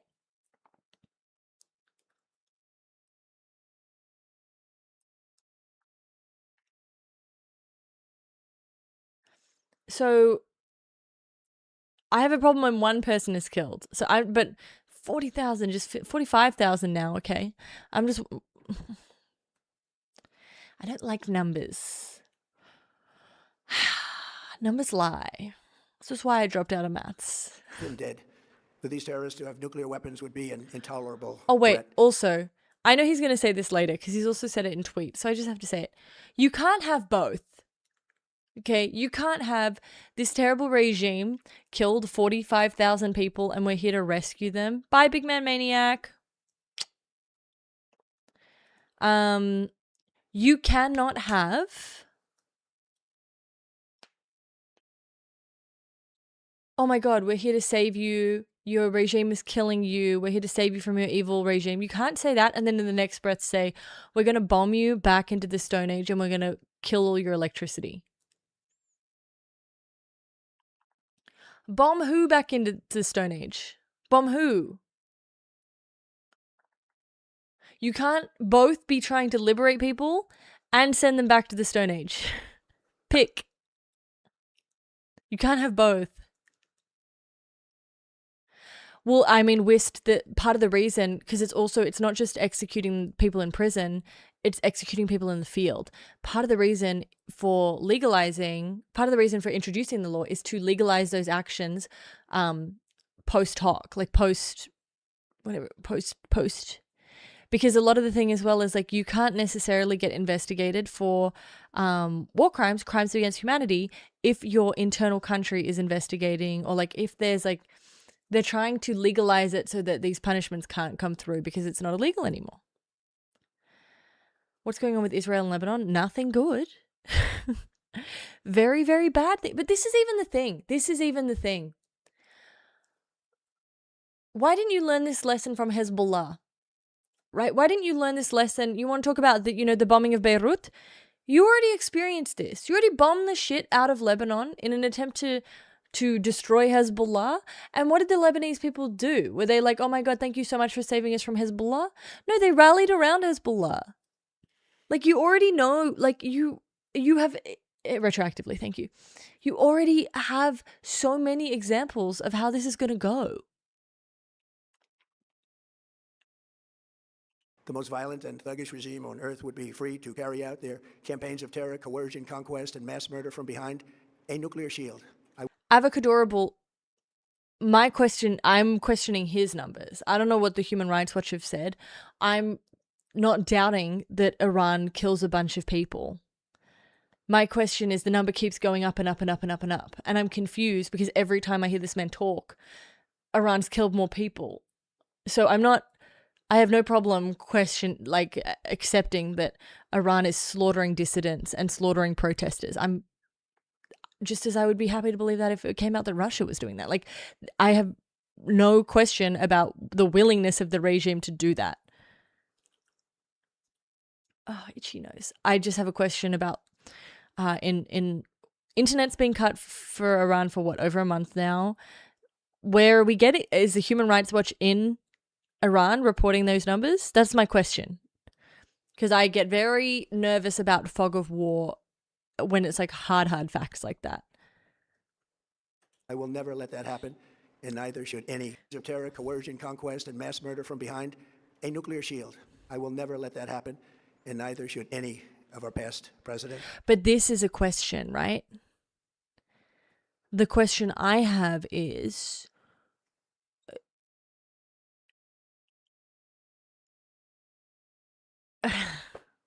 it's not even a question. I mean, what's the point? What's the point even? This is my problem with doing this analysis of this man. It's like, how many times can you say shit? You know? Because that logic doesn't make any sense. Russia has nuclear weapons. Israel has nuclear weapons. Pakistan has nuclear weapons. America has nuclear weapons. You'll never let a state do acts of terror from behind a nuclear shield. I'm so tired of monitoring the situation, Aquilin. Sometimes I sit around my house during the day and I'm like, and I'm literally at the point where I'm like, what can I say now? You know? But it's like, also, Iran didn't have nuclear weapons. They had some highly enriched uranium. They didn't have a conventional. You say that, but Israel still refused the press to enter. Oh, but exactly. So I don't have Human Rights Watch. Wait, I'm happy to. I mean, I don't need numbers for what's happening in Gaza because Gaza is a genocide. Genocide's not based on numbers. Like, I don't need numbers. I can look at images and see that they have destroyed, they've flattened Gaza. I don't. Any questions I have about numbers is it's not even to do with. I was accepting Gaza Health Ministry numbers. They seem like the most reliable to me. So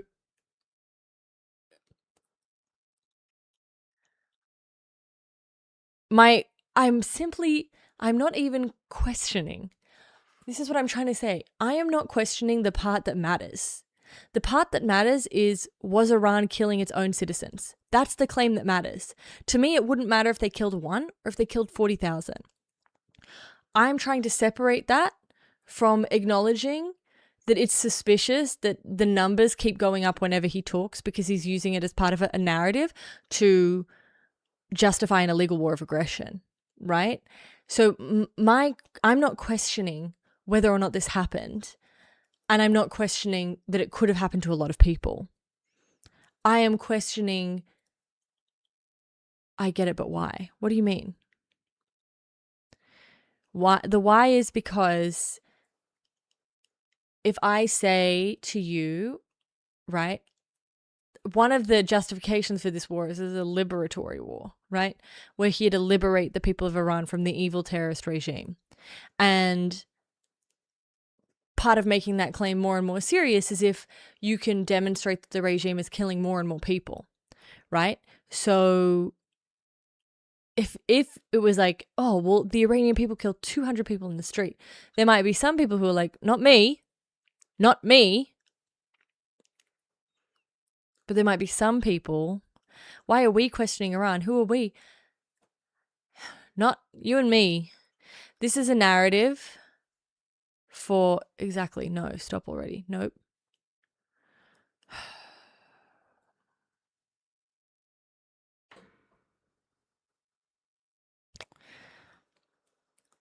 There are neocons who support the war no matter what. And there are liberal hawks.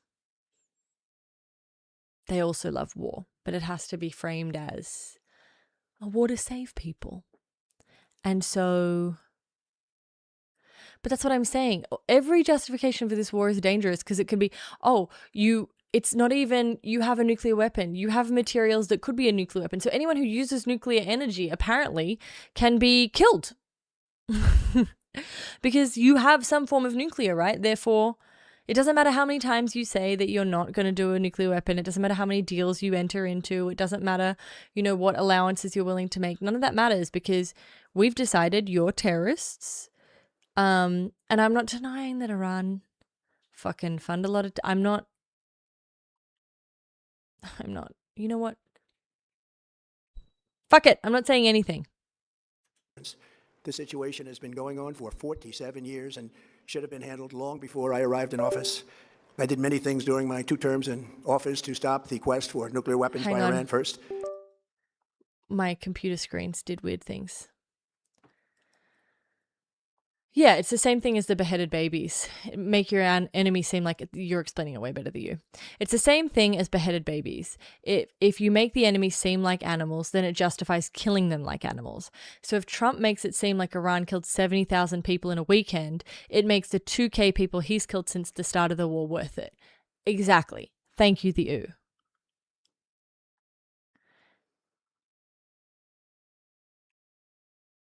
Killed it.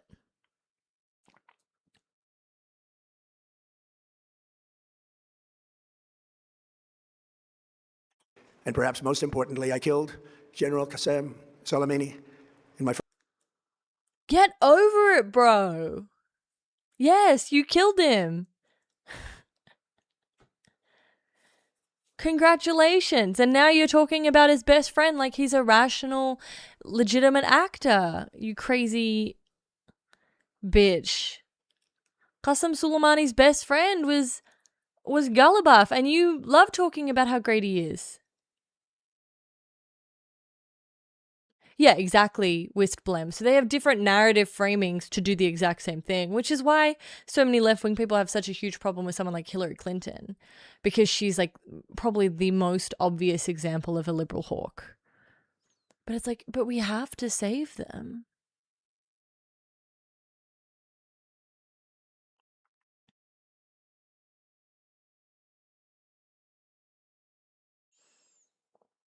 Clavicula has a speed dating show?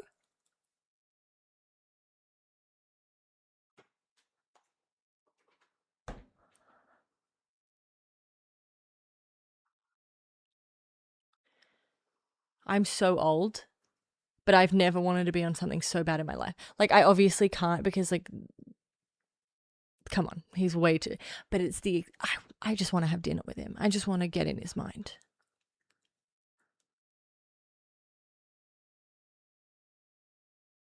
That would be like going on a date with Punch the Monkey for me. Like the same sort of like, obviously this can't happen. Clavicula is a streamer. He's totally astroturfed. He's a Peter Thielite. He clearly is neurodivergent on levels that are unseen. He's a man in a woman-dominated field, which is self-hatred that he thinks he can fix by controlling his appearance. And he teaches other people to do the same thing. So he's like, if you just get really sexy, like appearance is the number one currency. But he actually doesn't, I've never seen him have a happy moment. But he does all this stuff to like, guys, can I tell you something crazy? If you ask Claude what you could do to looks max, hard maxing, he won't answer you. Clavicular could die any day. The war will be here. My man, he's not Patrick Bateman. This is, okay, as a Bret Easton Ellis girl, okay, as someone who loves Bret Easton Ellis, I need to make this so clear to people. This man is not Bret Easton Ellis. I mean, this man is not Patrick Bateman from American Psycho. He is Victor from Glamorama.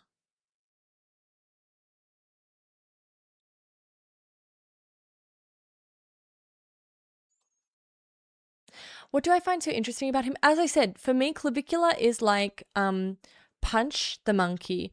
And to me, he's kind of a really interesting representation of so much of the current moment, which is focused on aesthetics over erotics. So like looking instead of feeling. He views himself as a project. And yet the project when he's by himself, he's his project.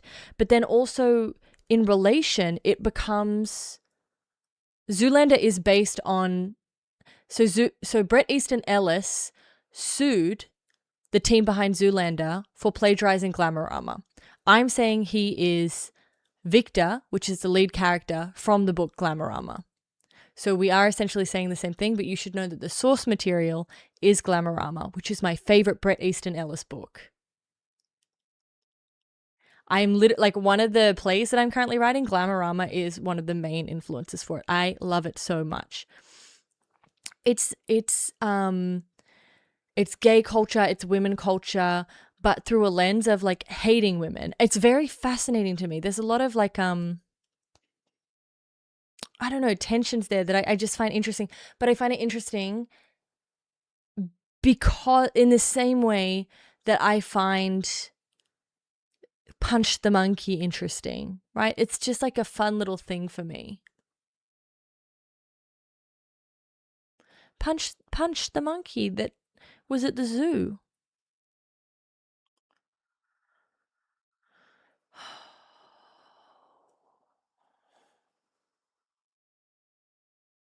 I mean, Patrick Bateman is super. Guys, you need to be reading Bret Easton Ellis. American Psycho is good, but there's better. And if you would like to read something and just fucking laugh, Glamorama is it. Glamorama, the chapter where he's on the phone to his agent, oh my God. It's so good. It's such a good book.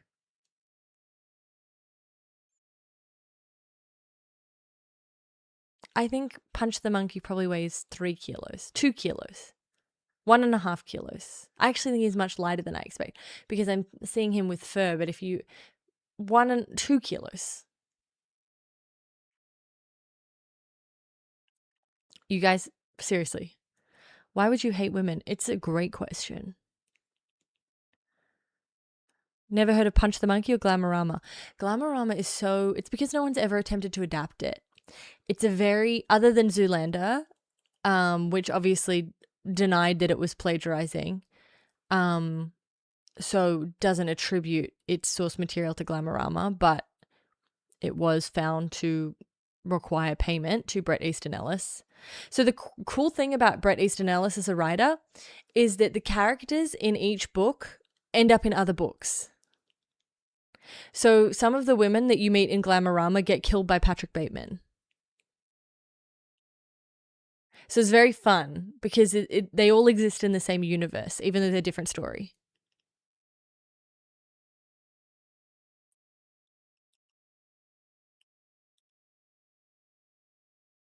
You gotta read it, guys. It's such a fun read.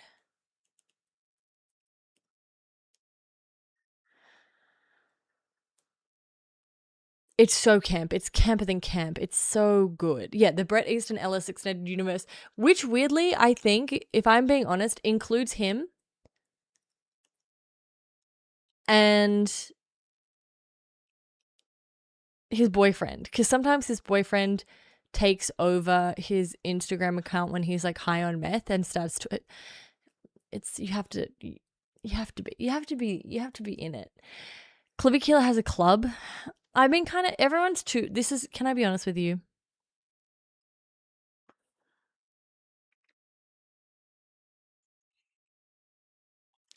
As an Aquarius,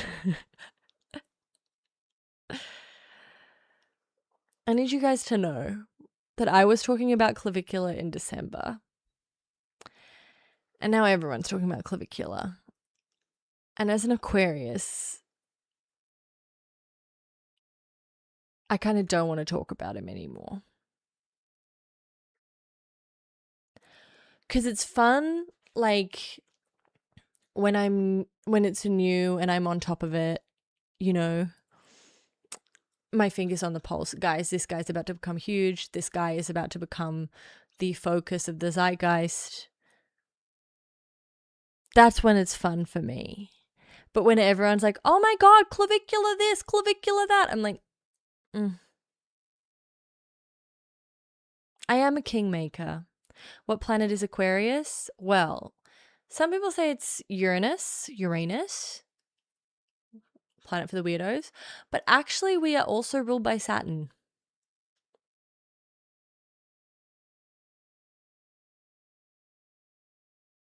Yeah, I think like I like to be ahead of the curve. And then once the curve is like, if someone starts doing, Saturn is punishment based. Saturn is lessons.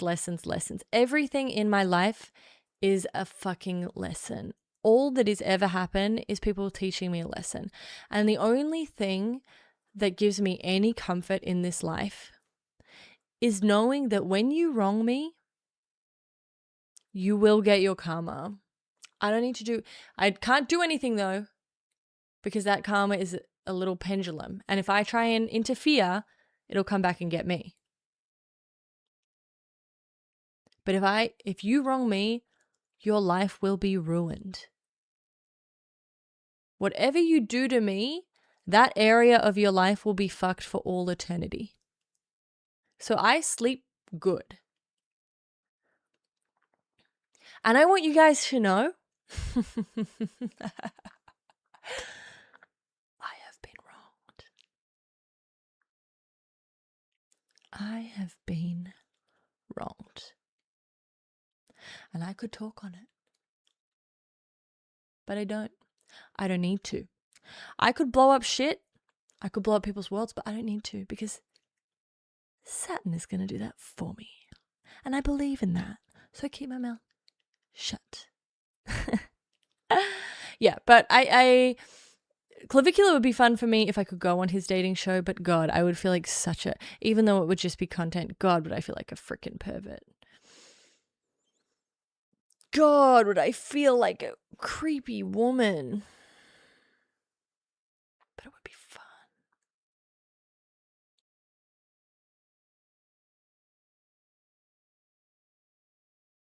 Is it bad for society to promote what Clavicula does?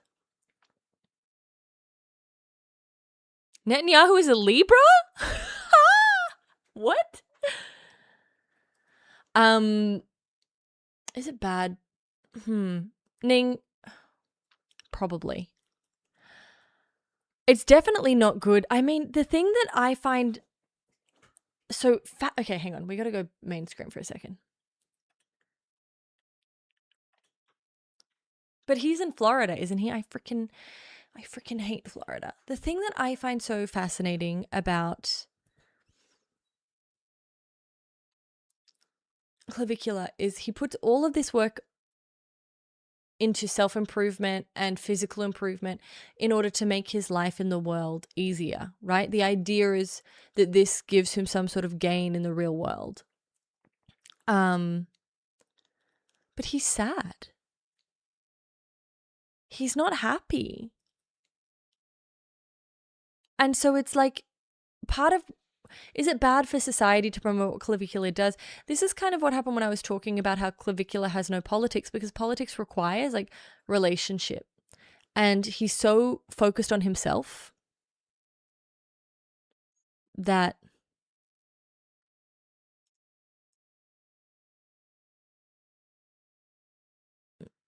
you know, I just, yeah, it's bad for society because it promotes a very insular, self-centered world that actually doesn't promote flourishing at all. He's not a happy person. There's nothing he's done that's made him happy. No amount of smashing his own face in, taking meth, taking things to calm him down. Maybe he feels he is getting somewhere in society. I mean, sure, he's getting money, he's getting fame, he's getting attention. And I would not say no to any of those things. But he's not happy. What if I just went on the dating show, but I was like, I actually don't want to date you. I think what you really need is a big sister. Because he would benefit from a big sister. Don't you think?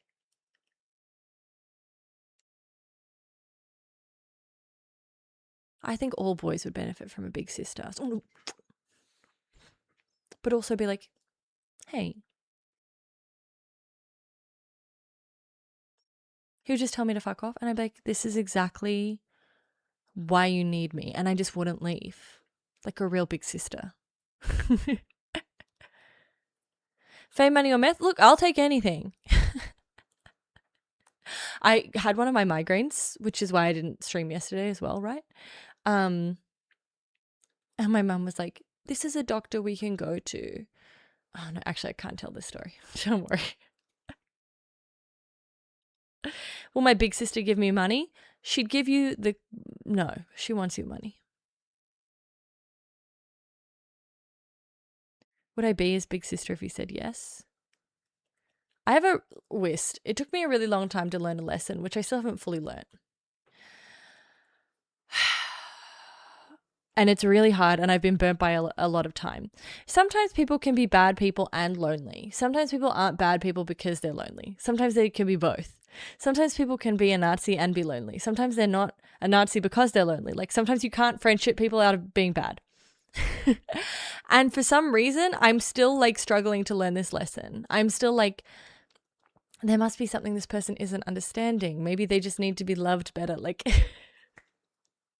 It's still very hard for me, and I have been bitten so many times by this. I have learned this. This is Saturn. Saturn will keep teaching you the same lesson over and over and over again until you learn it. And I have learned this lesson, apparently. But apparently I haven't. Apparently I haven't. I meet a bad person and I'm like, I see you. I see the soul inside you. It wants to be kind. I see you. I truly am the if I were Putin's mum meme. I am that person. I'm a danger to society.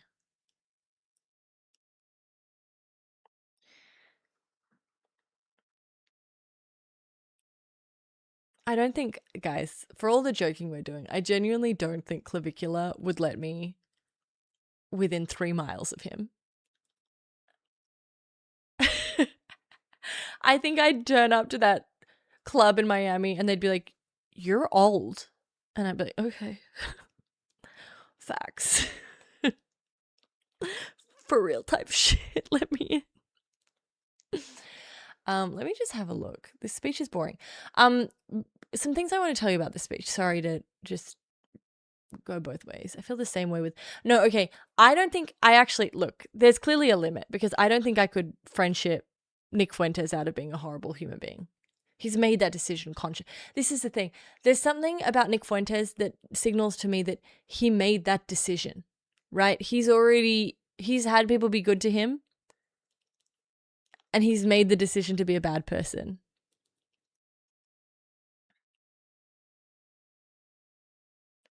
Guys, keep telling me how young I look. Thank you. But there's something about clavicular that seems naturally misguided, like he's just making a mistake. I don't know. He's clearly not. I know. Guys, God forbid I go and have just a minute of fucking fun. Bye, Elliot. Have a great day. Thanks,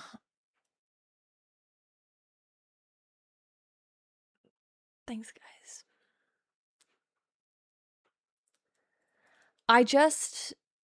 He hates women with his soul. I know, and I see that, and I want to change it.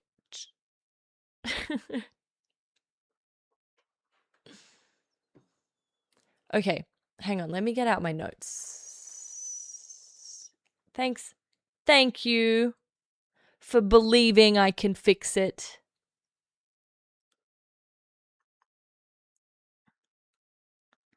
Some of you have real belief in me.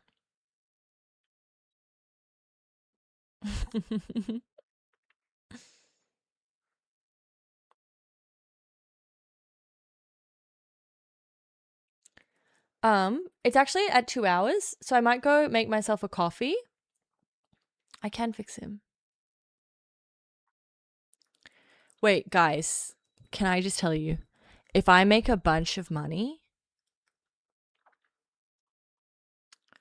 what do I need? Maybe some baby bangs. I can get ripped as...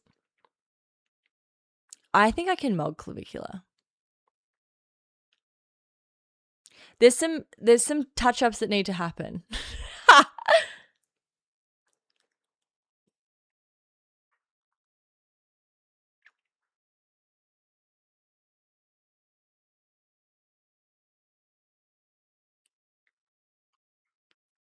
I can mug.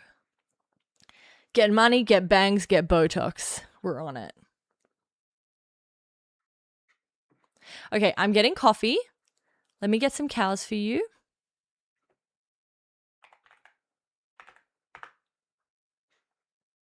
I will be back. But sometimes I'm allowed to put the cow shit on. It's going to be too loud when I play it. Thank you.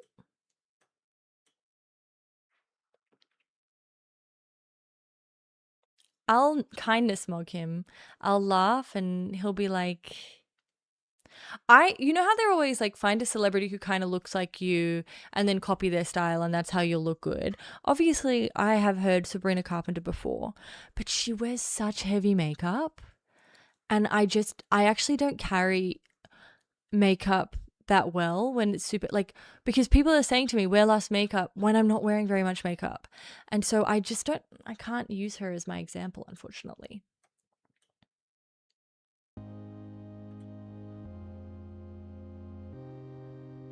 Bye, dragon. I'm not going to looks max him. I'm going to soul max him.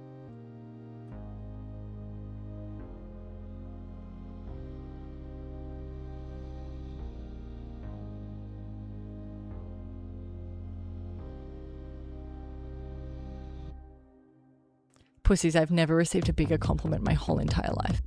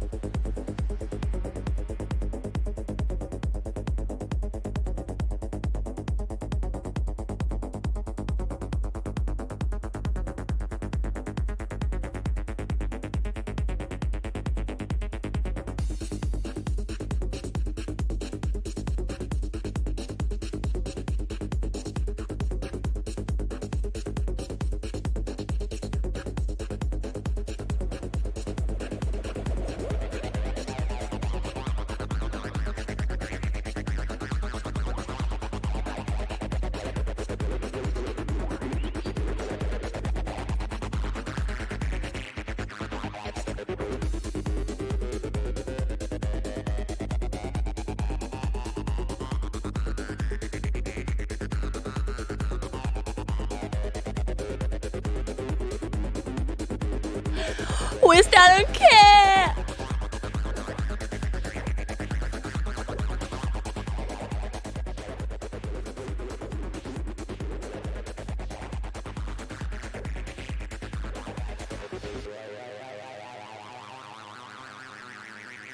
Here's the thing. That shit may make me look old, but it keeps me young. You're not gonna stop me from raving. How cool would it be if we could just stop stream? We could all go out to rave right now. We could all go dancing. I love to solo rave. There are rules, by the way. If you solo rave, there are rules. Never, ever, ever, ever, ever, ever, ever, ever, ever tell anyone that you're there by yourself. Rule number 1. Even if you see a bunch of people and you want to make friends with them and you go up to them and you go, oh my God, I'm here by myself. No.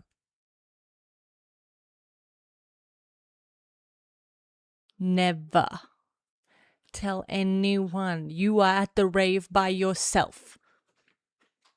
Also, no drinking and no drugs. Just music.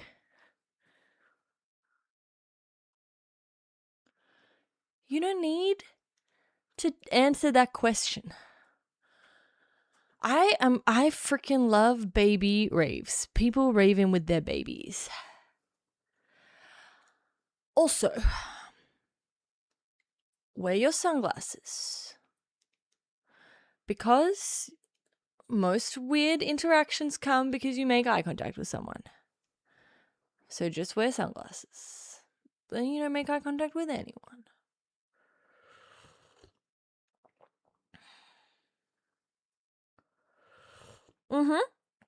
Wear your sunglasses at night inside.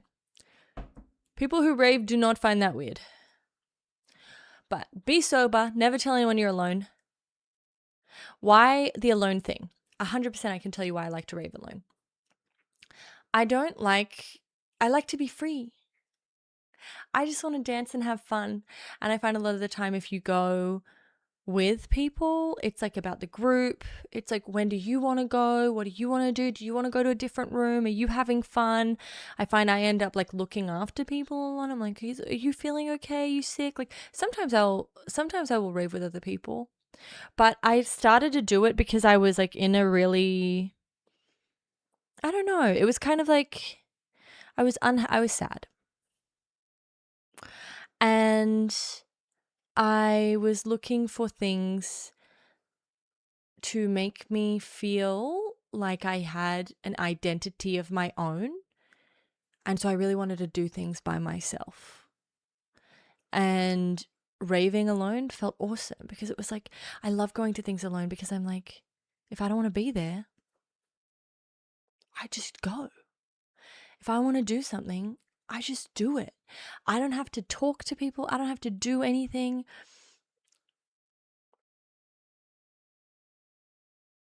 Yeah, I don't tell anyone that I'm alone ever, but I am alone. But yeah, I just love raving alone. I just love dancing. I do love doing things in a group. God, I hate my friends. No, I love doing things in a group. It was just a very liberating experience, especially like when I moved to New York. I didn't have friends. Like I was in a city where I knew one person and I didn't have friends to rave with. And I had to learn to do a lot of things by myself. Cows are my favorite animal. I got 2 cows for my 5th birthday. I grew up on a farm. Cows are incredibly social animals. They're incredibly mentally complex. They play practical jokes on one another. They have cliques. They have best friends. And I enjoy them. I think they're beautiful. I love cows. And it's not that deep.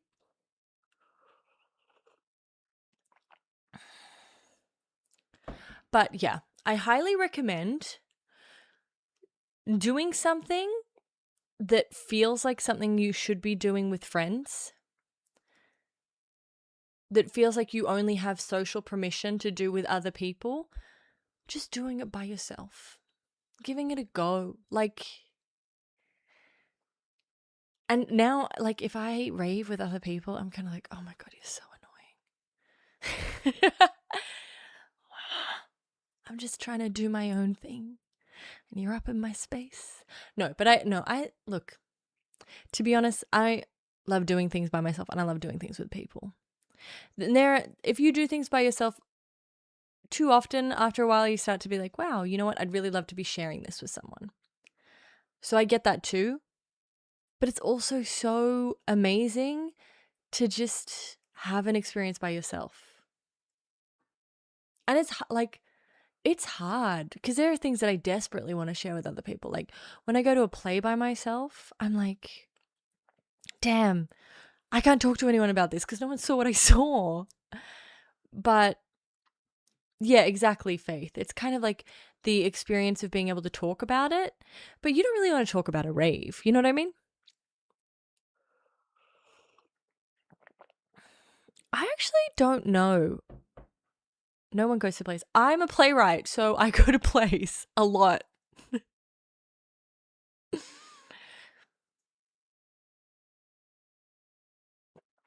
Is Loner Joe very different than Group Joe? I think there was also a bump that I had to get over where doing things by myself made me sad. And I had to kind of learn I rock. And it's very hard for me to say things like that. Okay. So when I say it, I don't want you to be like, oh my God, she's like so full of herself. Sure, Wisp, but if you don't go to theater by other people, if you don't go see Fat Ham, if you I'm in New York, there's lots of not white theater. If nobody goes, then theater remains a very white thing. You know what I mean? I'm telling you, in theater school's not like a super white thing. Like there's a lot of initiatives in the theater world to promote other kinds of shit.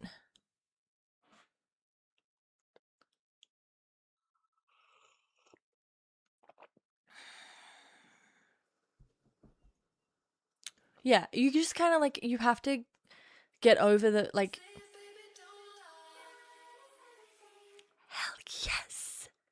Thank you very much. Moral coin raves or something. Mm-hmm.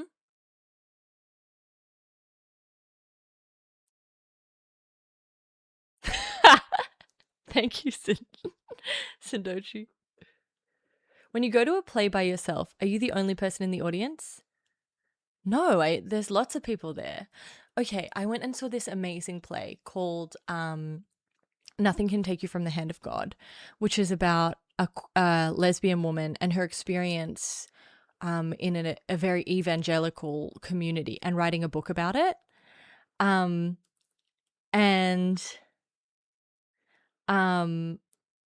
going back to that town to kind of like, it was about the ethics of memoir and also like the relationship between community and queerness and religion, because both of them have very strong senses of community. And it was so, it was so good. But it was crazy because I remember sitting down and at first I looked around and I was like, there's a lot of lesbians here. Because I forgot, I booked it so far in advance, I forgot what the show was about. I'm like, there's a lot of lesbians here. And then, I kid you not. Hang on. Let me make sure I get these names right.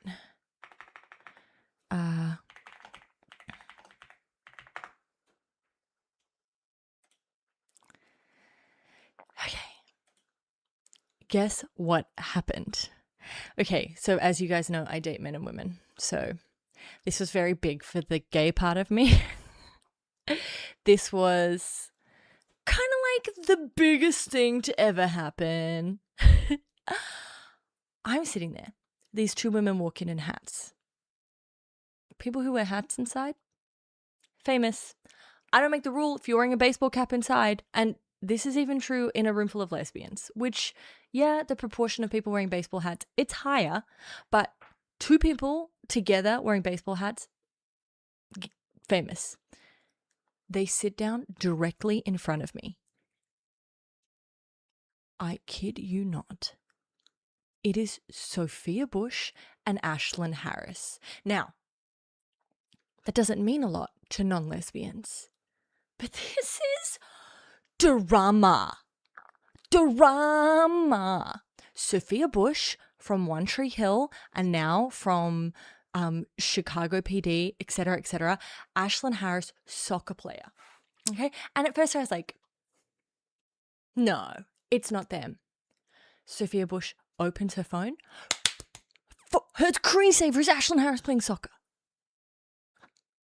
So I'm like, oh my God.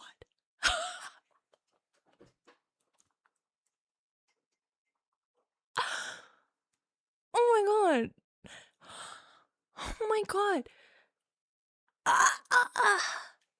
And guys, it was drama because Ashlyn Harris had a wife and a baby, and she left her wife for Sophia Bush in her wife's final season in soccer. It was drama. And there they were, right in front of me. And I was at the play alone. But in that moment, I thought, even if you weren't here alone, who would you have brought? Who would have cared like you care? No one. No one. You had to text the other gays you knew. You had to text. Lesbian drama at the lesbian play. Lesbian drama at the lesbian drama.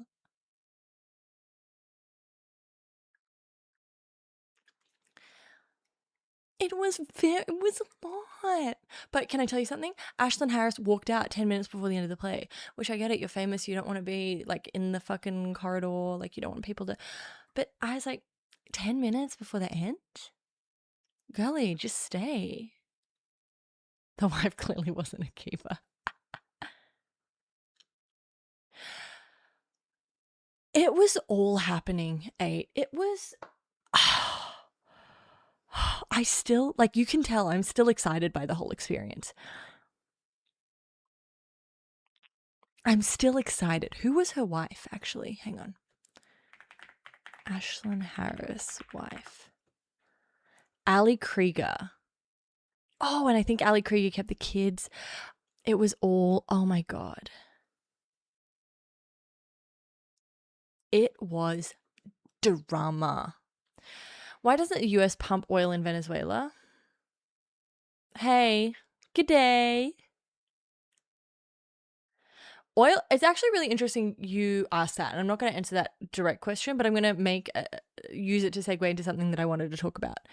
Anyway, wait, hang on. Sorry, pause. We will do that, but I just need to finish the gossip part of this. I'm sorry. Let me read this article about where Ashlyn Harris and Ali Krieger stand now. Okay, because it's really important, Will. Ashlyn Harris won't tolerate any fouls launched at Ali Krieger. Okay, so that's good. They share kids, Sloan 4 and Ocean, who's a baby, ended their marriage September 2023. The retired soccer goalkeeper, so Ashlyn Harris is the keeper.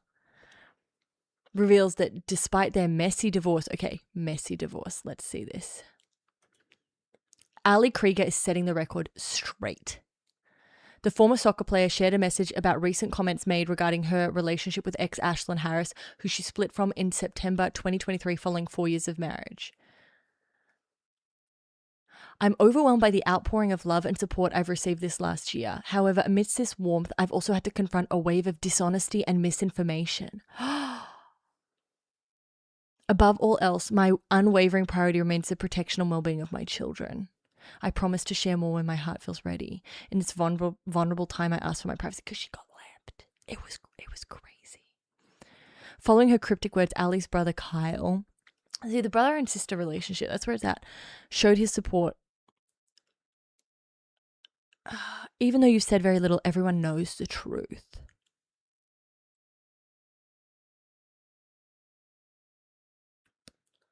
Damn. This is a testament to your character and very telling of others. No matter how many lies someone may tell or PR campaigns are planted, we all know and love you and your children, and we all know you are honest and a loving, beautiful human. Ashlyn said, I constantly wanted more. I constantly wanted the feeling of being loved the same way I loved. I just felt like I wasn't a priority. That is an interesting way to say, I cheated. I cheated.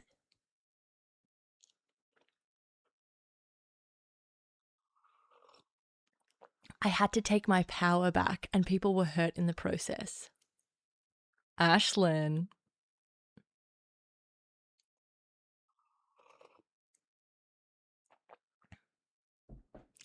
Anyway, it was very exciting to me to see that I was sitting behind these people, being part of the lesbian drama at the lesbian drama.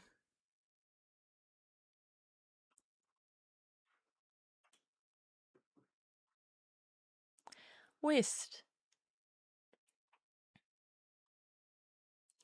Kevin is just giving me a compliment, which is allowed.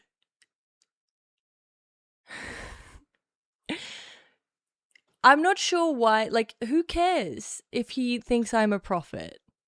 Why does that upset you? Why does it upset you that he thinks that women have good analysis?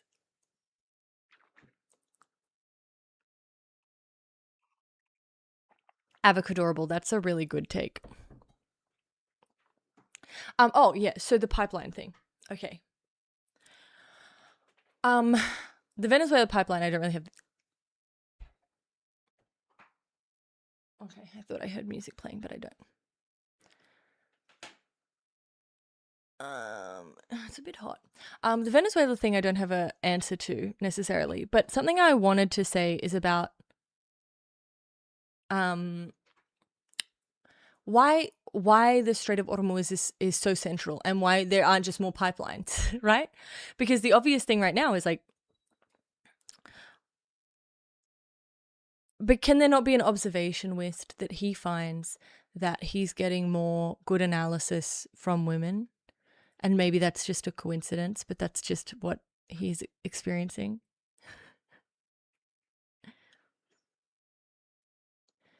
Because you also didn't say, mind you, you didn't say that.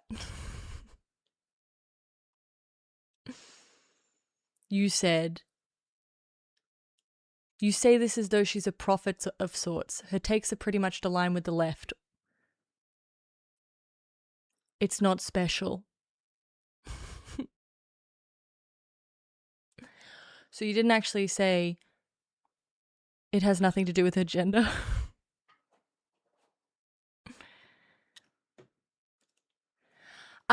Okay, so the interesting thing is, like, obviously now that the strait is kind of tied up, a big question that keeps coming up is, well, why don't more people why aren't there more pipelines? Why don't we do more pipelines? And it's very interesting because pipelines require significant transnational cooperation, right? So in order to have a pipeline that goes meaningfully to where the oil needs to go, you need a lot of countries cooperating. You need them cooperating in terms of financing the build. You need cooperating in terms of maintaining it. You need to make sure you don't go to war with one another and just like stop the pipeline. And yeah, it does create regional stability. And that is kind of, it's the same sort of thing as like economic cooperation, hopefully creating regional stability. It's the track that the Gulf was leading toward, right? But I just think it's interesting because pipelines also take time to build. So you're really requiring people to be on good terms for a long period of time. It requires a level of regional stability that the Middle East just hasn't experienced. And there's something really interesting as well that I wanted to bring up that we didn't get to in Trump's speech, where he talked about allies in the region. First of all, he said Israel, then he mentioned Saudi, all of it. You know, he mentioned everyone in the area. I don't think the Gulf states would be happy with that. Because I think a lot of the time people point to it just being like, oh, they don't want to side with Israel because of Israel's treatment of Palestinians. They don't want to side with Israel because Israel constantly starts shit. Israel's constantly starting shit in the region. They are not a harbinger, harbor. They are not bringing peace to the region. They are not bringing stability to the region. So it's another reason that this is the thing. I know how it's spelt. I just don't know how to say it out loud. Harbinger? Harbing. Yeah, the Gulf countries are all. Sorry, I don't mean to say that the Gulf countries don't give a shit about the Palestinians. They obviously do. Do the Gulf countries give a shit? Give a huge shit about the Palestinians? They haven't really done much, have they? In terms of intervening, in terms of like cutting relations, in terms of all of that. No. Harbinger. Harbinger. Harbinger. You know what? Let's just find a different word. We don't need that one. Some words aren't just meant to be said. Some words are for reading. Harbinger. Harbinger. Harbinger. Yeah, they care enough that they're not going to like jump into bed with Israel. But also it's like, it's not just the Palestine thing. It is that Israel is constantly starting shit with everyone all the time. So it doesn't feel like a good country to be in an agreement with because they're not stable. And I don't think that a lot of those countries are going to be happy about being lumped in with Israel as if they're on the same side, all doing the same sort of thing.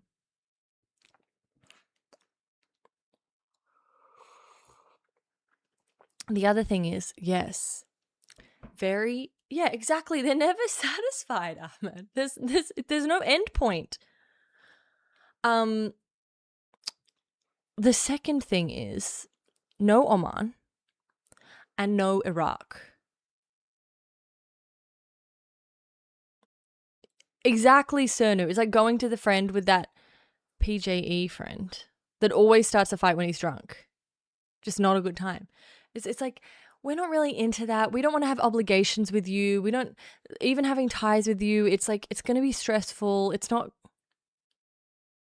But Israel's almost always provoked by Iranian proxies. I mean, no. That's not true. It is partly, there is often a threat there. But if we looked back on how many times there's been a preemptive strike by Israel, if we look back at the mowing the grass kind of implementation of Israel, I don't think that is a correct assessment to be like, well, another country's always struck first. That's just factually not true. Yeah, it's our one friend that's always in the fucking drama. And you're like, I'm just out here trying to be chill, bro.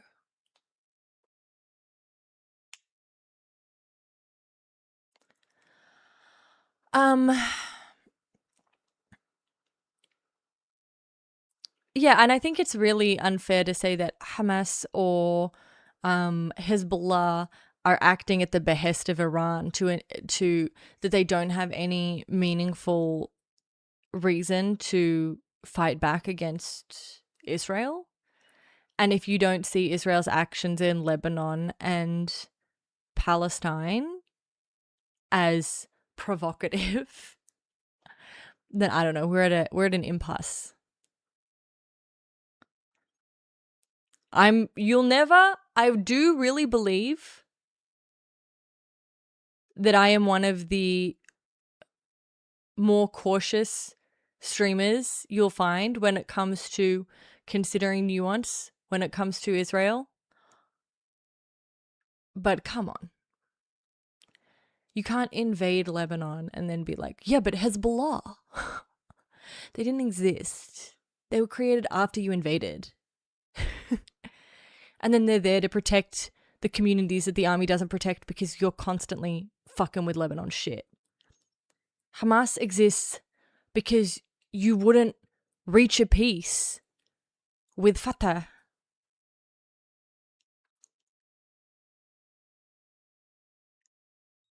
Right? Like, you were killing Palestinian people, and so a resistance group formed. Resistance groups can't exist if there's nothing to resist. So your Iranian proxies just happen to be resistance groups that formed in response to Israeli aggression and oppression. Isn't that fascinating? It's just getting to a point, Faith. I think a lot of people don't realize, like, a lot of the time we think that a fascist state is going to have internal opposition, that the people in a fascist state don't want their fascist government, when in actual fact, if you look at a lot of fascist governments throughout history, they had popular support. And what you're seeing here is like a late stage fascist government. I was for a very long time someone who was like, it's just Netanyahu. I truly believe when Netanyahu leaves, there will be a further right government. It will go further to the right. I'm really concerned about the whole thing. This death penalty thing has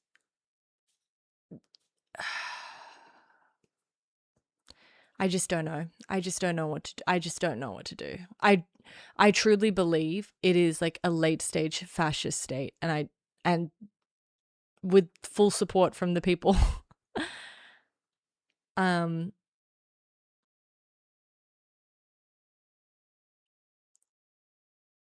Worst thing tends to happen means he's next PM. I mean, I don't think he's the worst thing that could happen.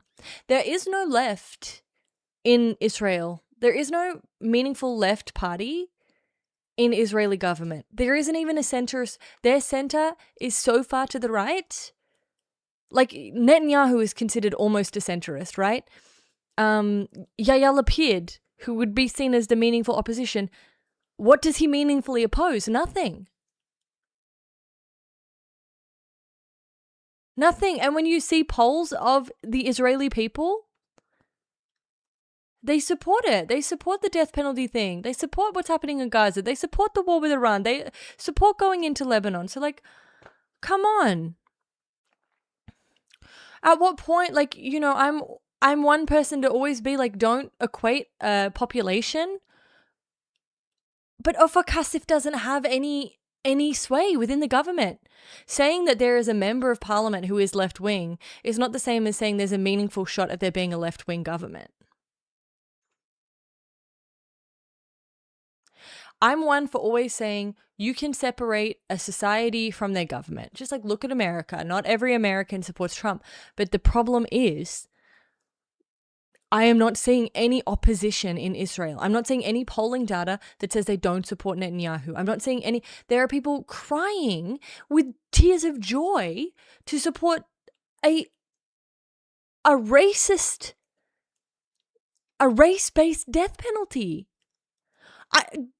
When has that happened in the history of the modern world? That didn't even happen in South Africa. When did that happen? And the only examples you come up with are not fucking good.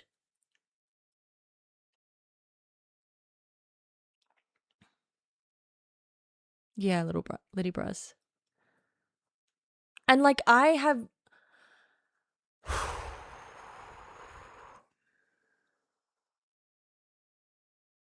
I don't know. It's so, I don't like to talk about things unless I can provide like either a deeper analysis or like some sort of like, this is what needs to happen that maybe will get us out of it. Or this is, like this is the hope.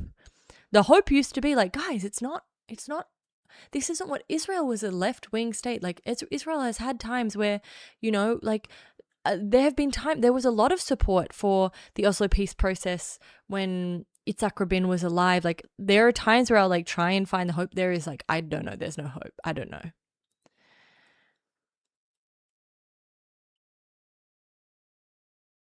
Yeah. Amateur.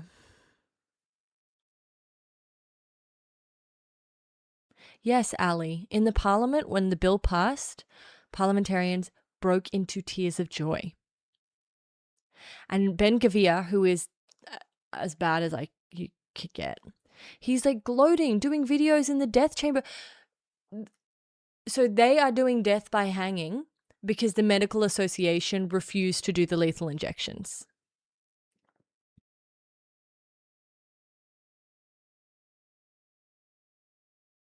And Ben Gavir is showing off the room that the hangings are going to take place and gloating about them on social media. Like I'm obviously opposed to the death penalty, but I'm opposed because states shouldn't be able to kill their own people. Or in this case, not even, but the people like it. The common, it's like 70% or something or more support this, Ali. It's an outrageously high level of people to say, yes, I think a race-based death penalty and keep in mind that if you live in the West Bank, you're being tried by a military court, which has, a 98% conviction rate.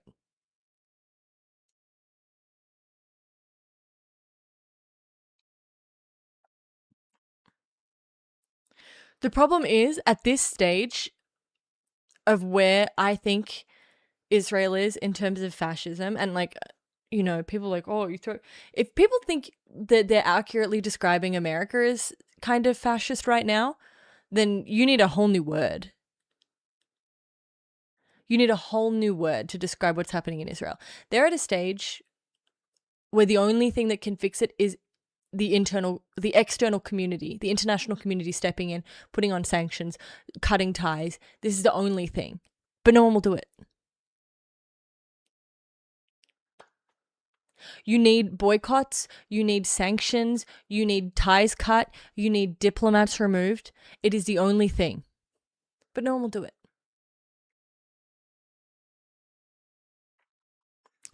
I like that, thinking about that news today, and like it was almost enough to not make me want to stream, because it's like, what do you say about this? What can you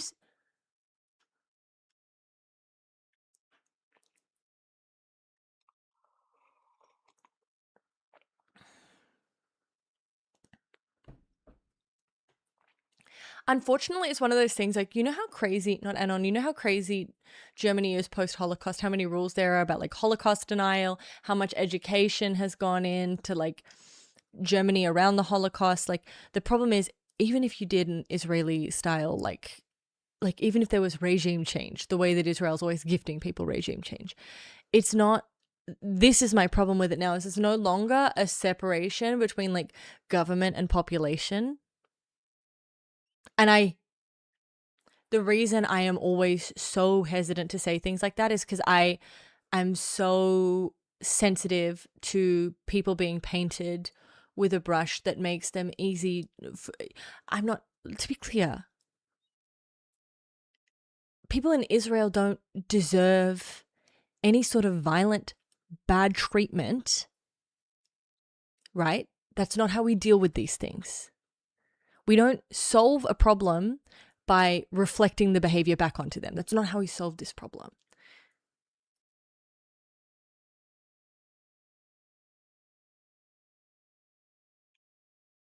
But requires more than just like, oh, like I used to be a person who's like, when Netanyahu goes, hopefully. And now it's like, it's so much worse than that. I don't know what we do.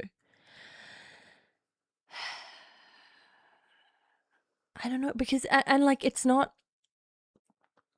like, this is why I also try and like, when I'm thinking about it, be like, what has got us to this point, right? Because it's not, Israelis aren't like evil, non-thinking, horrible monsters, right? They just have bought into a narrative. And that narrative is that everyone around them is constantly trying to kill them and therefore deserves to die.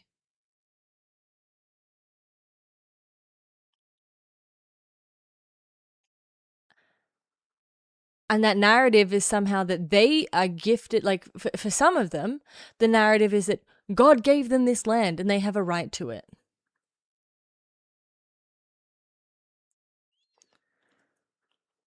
And those people, the ones who think it's God-given, are getting more and more and more and more and more power. And it's like, how do you fix this? Anyway, I don't know. So what's the point in talking about it? It feels like it's not a quick fix, right? It's not a quick fix.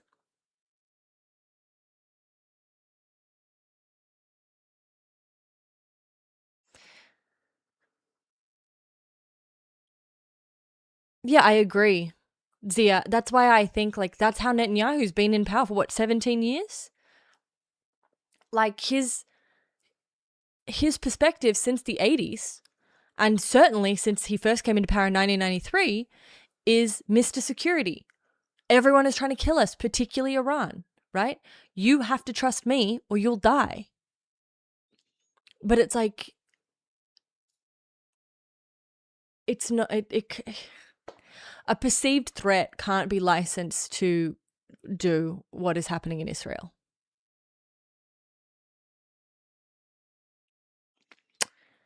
I don't know, guys. It just makes me hella fucking depressed. Like, it feels like an understatement. This is the thing. I can't, like, that's my response. It makes you sad. Like, he never would have done this if I dated him, Faith. He never would have been like this.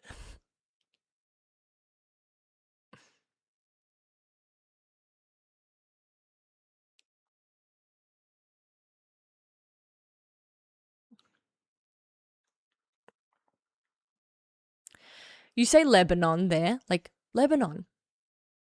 That's their name. Why is Lebanon a problem? Syria, now run by jihadis. How did Israel and Syria, like Syria got a new government. The day it's announced, Israel goes in, bombs the shit out of all of their military capacity immediately.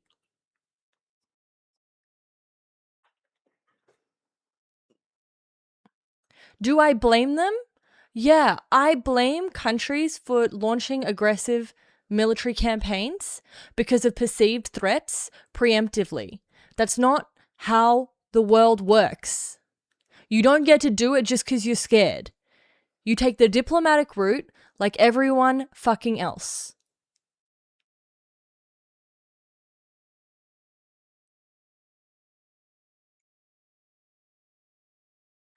It's too late for peace? Then you're just giving yourself a license to kill everyone else. It's never too late for peace. Never, ever. Peace. What is the outcome if not peace? Eternal war, eternal death. It can't be too late for peace. And if you have one country saying it's too late for peace, guess who becomes the target of all the other countries? The one country running around saying, it's too late for peace, motherfuckers.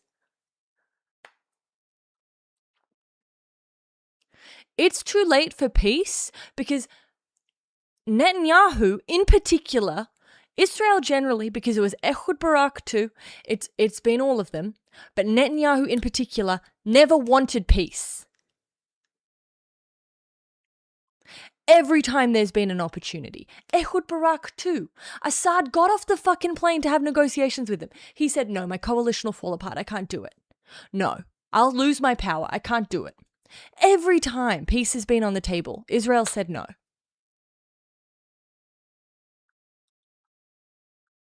No, this is okay. I just have to say, and this is generally to everyone, because I understand that sometimes it like seems like I'm coming off very aggro when I'm replying to you. There's no tone indicators in text, right? Like I am sure if you were sitting with me and you were just like chatting with me and you were saying it, like maybe I'd respond differently. There are no tone indicators. I'm not mad at any. I don't know you guys. Okay. When I do get genuinely upset is when I feel like you are attacking my character. And I'm not going to apologize for that. I'm allowed to defend myself. You're not allowed to sit there and abuse my character, and I don't have to just take that. So if you're saying something about who I am as a person, I'm going to defend myself, and you can't really say shit about that. You're not paying me to sit here and abuse me. That's not my job. My job isn't to sit here and take abuse. Okay. But if you, if you're saying something calmly and I'm responding with like energy, I don't have a tone indicator. I don't mean it. I'm not upset with you. Okay. So I just like when I hear you saying, but look at the neighborhood they live in. Like, how am I, like, I'm just going to read it the way that I assume it's said, but that I'm never angry with people. When I'm angry with you, you'll fucking know.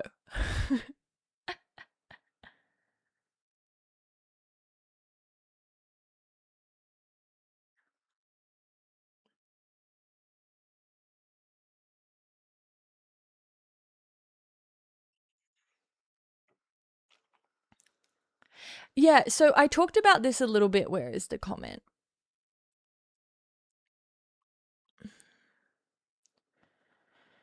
There was a comment here somewhere, but they're not a perceived threat. They're literally a threat to so many. It's a self-fulfilling prophecy. I don't know if you're talking about Israel there or if you're talking about the states around Israel, but this is why I really should write that article on Dirk Moses and permanent security. It's like paranoia isn't based on nothing, right?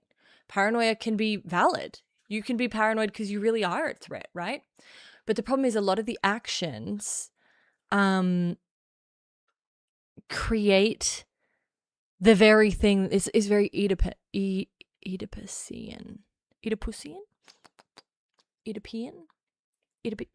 The very thing you're trying to avoid becomes the very thing that you create, right? You clamp down on a group of people because you view them as a threat. You oppress them, so then they resist you and they become a threat. You know what I mean?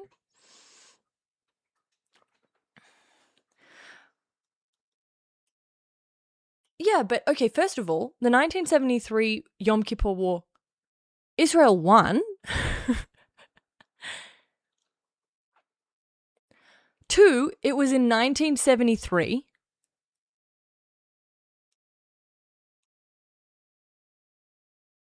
Golda Meir resigned. And I think many people view, even though they view, oh, we were caught by surprise, many people talk about 1973 as a demonstration of how good Israel are, that they were able to defeat all of these countries coming in at once, and they still came out on top. They won. I understand that it started the rise of Likud. I understand who came into power after. I understand all of that, but it was 1973. And if we look at the number of wars that have happened or conflicts that have happened, no, you can't say something happened in the 70s, so now this country's a fascist state. One thing happened that we won in the 70s, and now we're a fascist state because of it. Come on.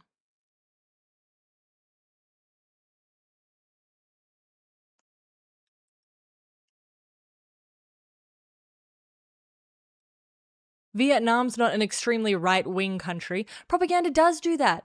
But you could, like, this is something, and I see, you know what's so funny? I actually see this in Married at First Sight this season a lot.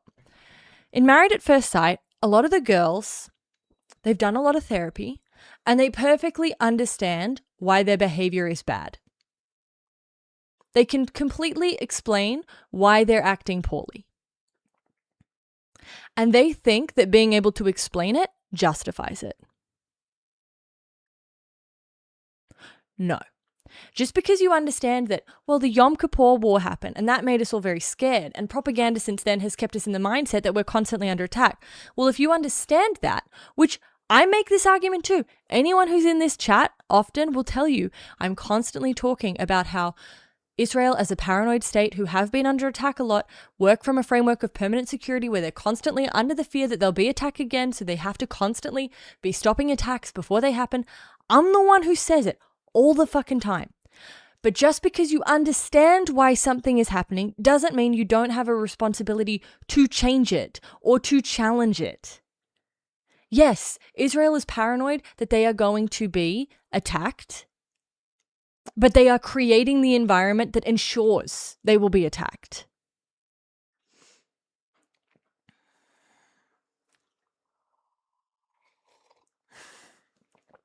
Sounds like an ex of yours? Sounds like me. No, I don't do that.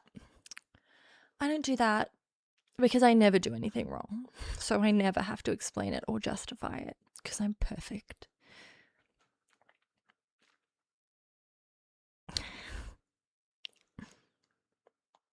Right?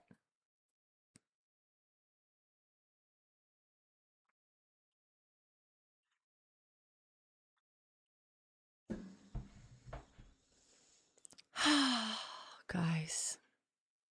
Oh yeah. They also didn't Trump didn't mention Oman and Iraq, which in his allies. How do we unwind this then? Well, you need the international community to step in. It can't be internal at this stage. The international community needs to be the first to acknowledge that, no, actually, Israel's explanations are not excuses or justifications. They need to be held to account, which will lead to civil society ousting right-wing parties, inshallah. Hopefully the left wing will gain strength again. It's not necessarily even, well, it is a left or right thing. Like, there's no way around that. But there needs to be, in my opinion, as they always do after strong periods of this kind of conflict, there needs to be massive truth commissions. The very first thing that needs to happen is some sort of solution to the Israel-Palestine conflict, at least a fucking roadmap like Oslo. I don't know what the solution is to the Israel-Palestine problem because we don't even have the working. To get the working, we need truth commissions. To get the working, we need to rebuild trust. Lots of stuff needs to happen in terms of second track diplomacy, in terms of community building, trust building. A lot of stuff needs to happen at the community level before the diplomatic level can even begin. And we're so far away from that. We're at a stage where look at what is happening to Gaza. Look at what is happening in Lebanon. We can't even discuss what needs to happen with Israel because we need to stop what's happening currently in those areas first.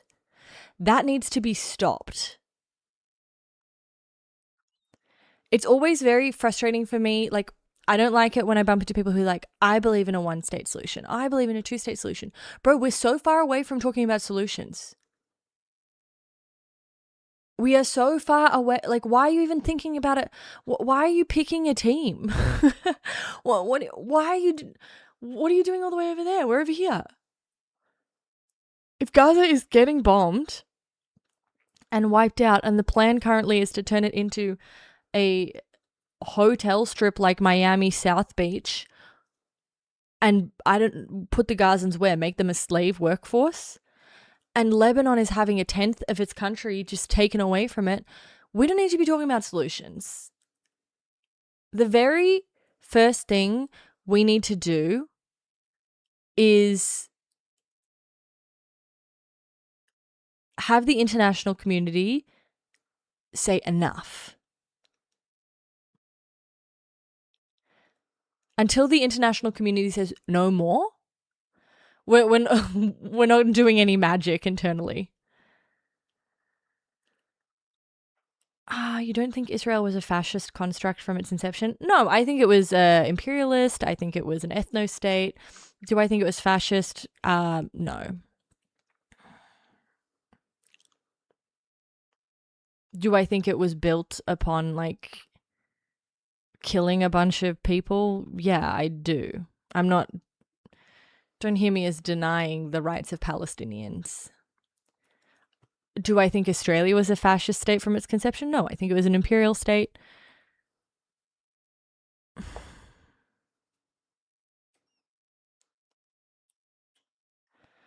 Oh my God.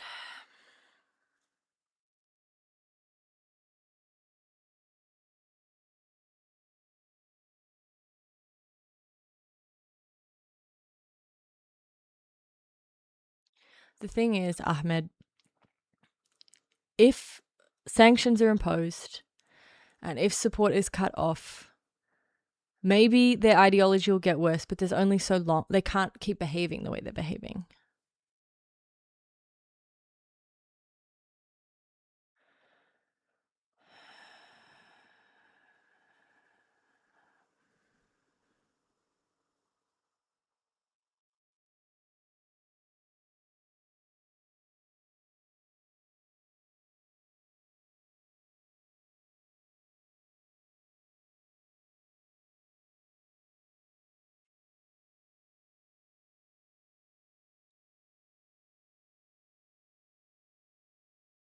I mean, whist.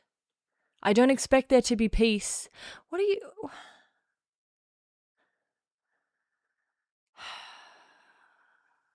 What is different from the creation of Israel and the creation of most states, except that Israel and Australia happened a much later than other states?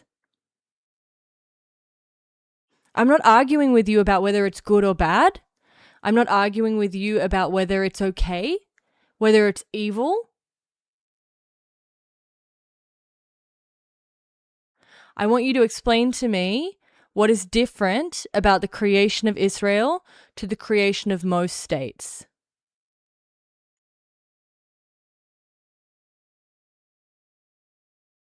How am I legitimizing the Israeli narrative?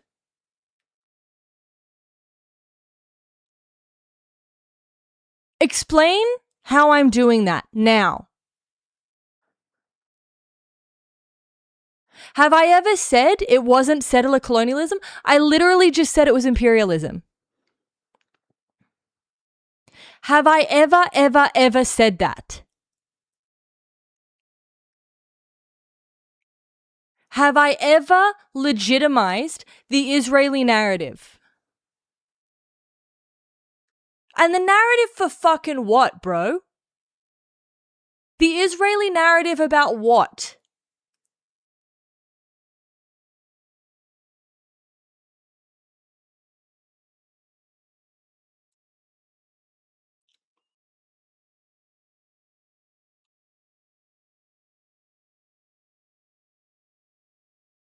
I'm waiting.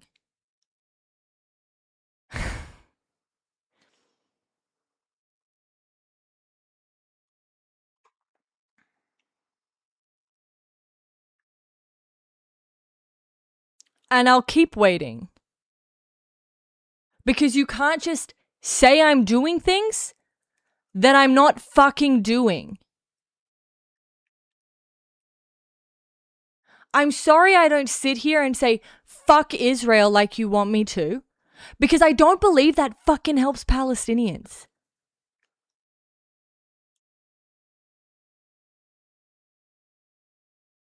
It doesn't teach me anything about the situation. Guess what? I have something to tell you. Israel exists. It's not going to stop existing. Not without the cooperation of Israel.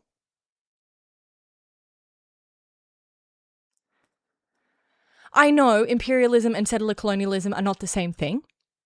I said imperialism in response to fascism, which I don't agree that Israel was in its first conception, largely because anyone who knows the first government of Israel knows it was an extremely left-wing government. So I am trying to understand internal political illustrations versus external political illustrations. I didn't say settler colonialism because I don't want to invite the criticism of, oh, settler colonialism, you just fucking hate Israel. I picked something else intentionally. I know why I'm picking words. I know you're just saying might be worth keeping the distinction, but settler colonialism invites a much bigger discussion. Then I made the comparison to Australia, because Australia is also a settler colonial state, to show that I did know, okay? But the fact of the matter is, once a state exists, unless you plan on killing everybody there, I don't know what your plan is, Wist. Israel exists. There's no way around that unless Israel chooses to not be Israel anymore. Okay? In order to get to a place where Israel can exist with peace, or Israel can exist as part of a one-state solution, or whatever you want, it's going to require having some understanding of Israel, some understanding of how they see themselves, how they see the world.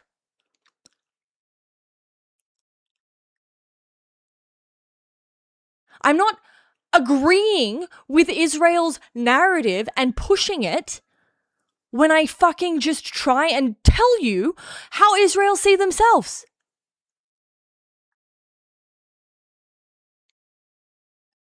Thank you for the sub. But I just find it like, this is what I mean. And this, I refuse to fucking take it. And Wish, you're always like, oh, why do you take things so personal? Because you're saying that I say things I don't fucking say. And you're saying I believe in things I don't believe in.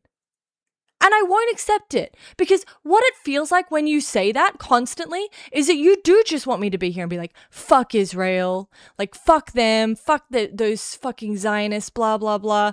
I can do that.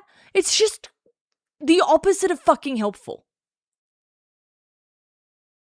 And holy shit, I worked for the Palestinian delegation.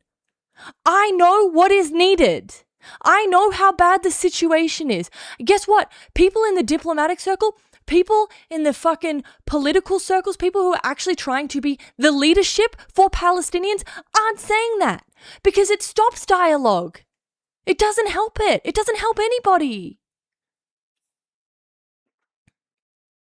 It's just so annoying. Do you think that you're going to convince anybody by doing... They're going to discount you.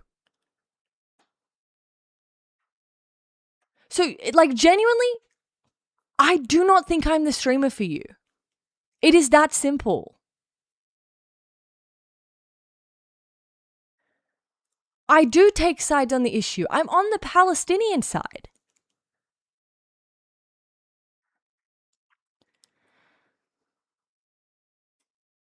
But part of being on the Palestinian side is wanting to help Palestinians.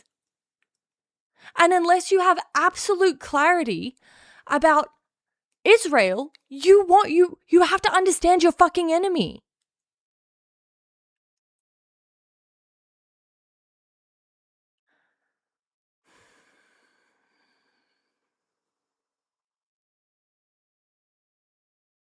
I literally said, okay, the Israeli people may believe that the Yom Kippur War is evidence that they were under attack, because regardless if the Arab invasion of Israel was justified or not, I can understand if I were Israel being like, oh my God, we're getting attacked from every side, because that was the intention of the Arab neighbors. Now, you may say that it was paranoid of them to think they were being attacked because they never should have been there in the first place and they were on stolen land and so they deserve to be attacked. That doesn't matter. They thought they were being attacked, which they were. Correct. And I was arguing against the person saying that they're allowed to continue using that paranoia to spark their aggression. I literally said it was 1973 and you won.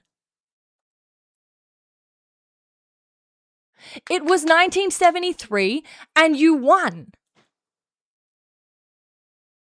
You can't use that as an excuse when every single conflict since then has been instigated by Israel. That's literally what I said.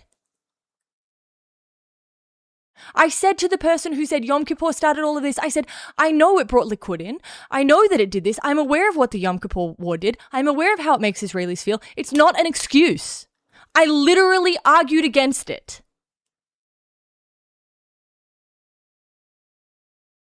I was responding to a chatter who was arguing that, and I argued against it.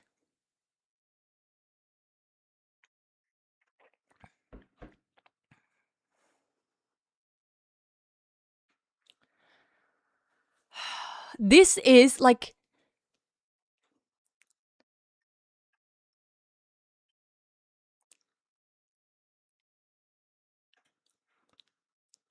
makes me so mad because just people refuse to have any sort of fucking sense. Ben-Gurion was left-wing. Maybe he believed in ethnic cleansing and genocide, but I have some shocking news for you. Some genocides were committed by people who are left-wing. Do you realize that? Do you think there's no history of mass killing or racism on the left wing? What is the number one complaint against fucking Marxists? You can kill lots of people and do genocide and be left wing.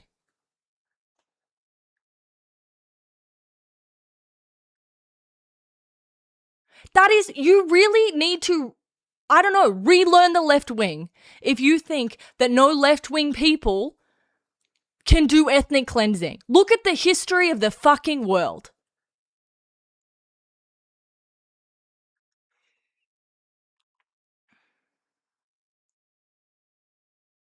It's not even binary. It's incorrect. Every single country that was ever established must have been right-wing because there's no left-wing thinking that would allow for racism. There's no history of ethnic cleansing by left-wing governments.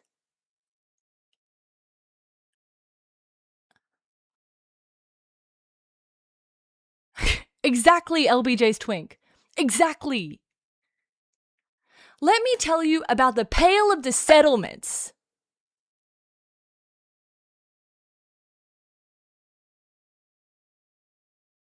Let me explain to you why Zionism in Western Europe and Zionism in Eastern Europe were so different in their flavor. Both of them, by the way, in response to racism in their liberal and leftist environments.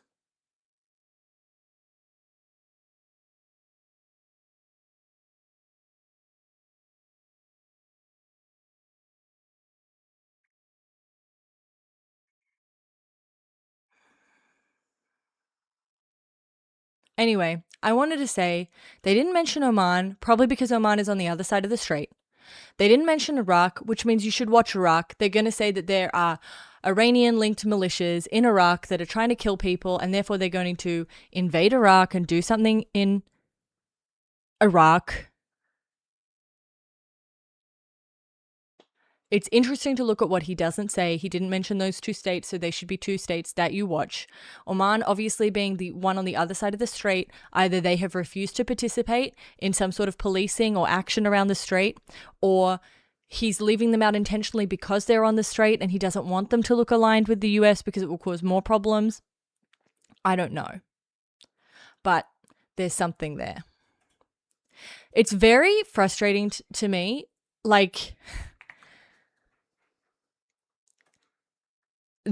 I know a lot about Middle Eastern politics, but there's nothing I know more about than, and I'm not saying nobody knows more than me. I'm saying there is nothing I know more about. There's no topic I know more about than Israel-Palestine. But I literally can't talk about it because everyone's so fucking retarded about it. And I'm going to use the R word. I don't give a fucking shit. Because literally, people can't use their heads. It's insane. And it's upsetting to me. Because if there was anywhere we needed people to use their heads, it's here.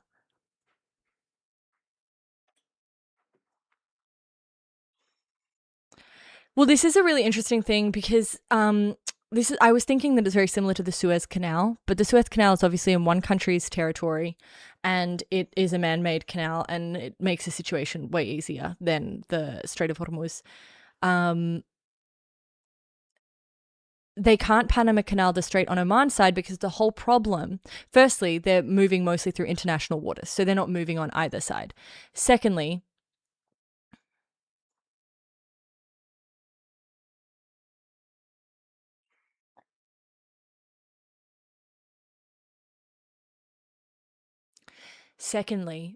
part of the reason that the strait is closed is because they're fearing missile attacks, aerial attacks, boat attacks on the water. So even if you move them over to Oman, Oman is then going to have to what? Have a constant defense against all sort of attacks from Iran. Oman is going to openly go into war with Iran to protect people moving through their waters. It's not something that I think they would do. So firstly, I don't know if you could even fit the boats in Oman's side of the water. I don't know if it would be possible to have a two-way lane there. Secondly, that wouldn't stop. Iran showed no hesitancy to attack the Gulf, so they would just start attacking Oman. And I'm not sure if that's something Oman wants to take on. Thank you, Tom. Good night.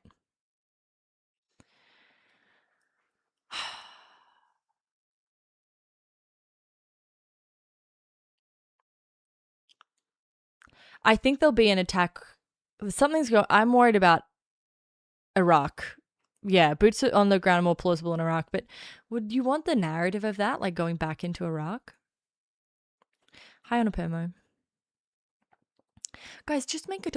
Well, the thing is, you know how everyone's like, "Oh, this is some master plan by Israel to get a new strait through Israel so that they control the water." It doesn't make any sense because the Strait of Hormuz is moving towards the Asian market. That's the biggest market that they serve, right? I think it'll be in the next 48 hours. I'm stuck in the 80s. I think it'll be over the holiday.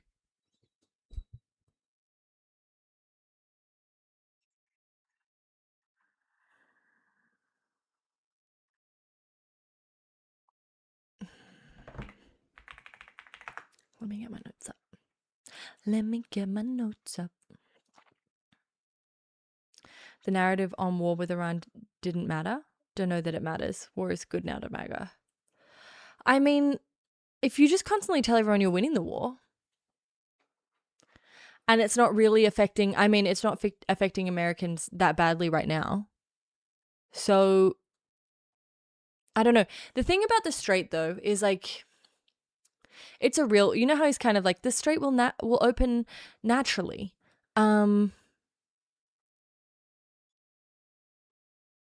The strait will just reopen. You can't leave the strait because it gives Iran a crazy amount of power, right?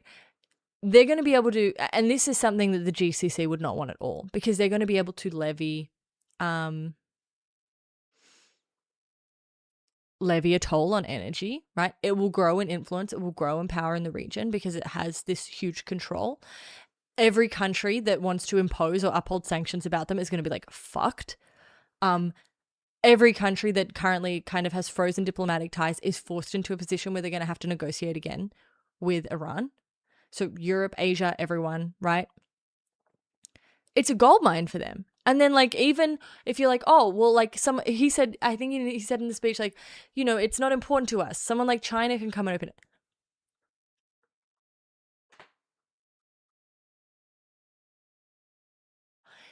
Did the president of America really just suggest that China should take ownership of the Strait of Hormuz? That is crazy. But the Gulf states are fucked because Iran will literally hold them hostage. Exactly, Mandreas. They're not going to accept it. But what choice will they have? Because the choice is permanent war or being held hostage. Neither is a good, but this is where there's a huge split between some of the Gulf states. If Oman and Iran worked together to create a Strait of Hormuz authority through which they paid tolls, maybe, but that's requiring, once again, Iran to come to the table. Iran don't have to come to the table currently.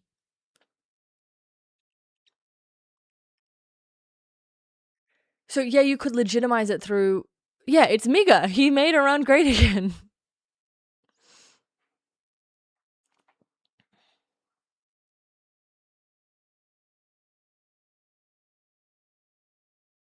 And I have said a lot about stablecoins, and you have to pay in yuan or stablecoin apparently. But I don't know, guys. I don't know. The thing is though, right? This is like it is difficult for Tehran as well, because it is that thing of like, if you look at the 5-point plan from Pakistan and China, they say the Strait of Hormuz has to return to pre-war, right? So they don't accept Iran's push.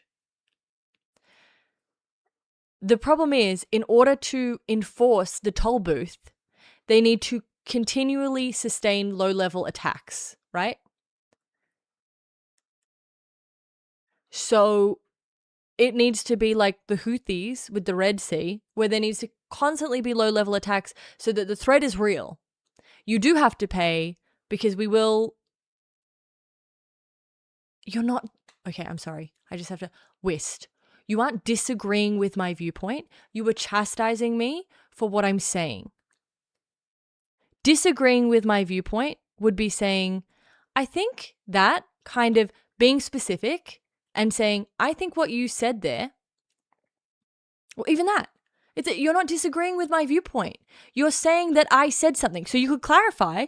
You could say, hey, are you saying that Israelis are correct when they say that they are afraid because of the Yom Kippur War and that it gives them a right to attack other people? You could clarify, because that's not what I said. No one else in the chat heard me to say that.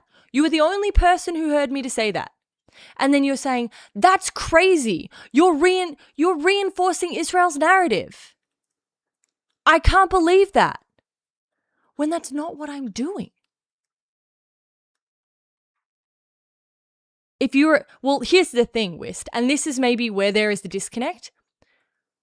You have no right to decide whether or not I'm a Hasbarist. I don't know where you think that you have this moral authority and this wisdom about Israel-Palestine, where you think you can sit in a chat and tell me what I am. Because you're saying crazy things about what I'm saying.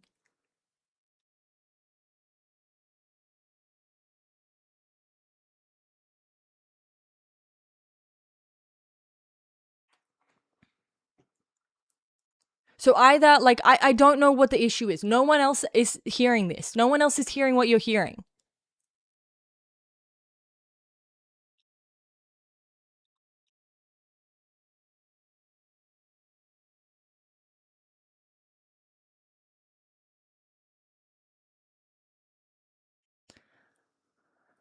Someone who repeats Israeli talking points of propaganda is what it is, if I had a life.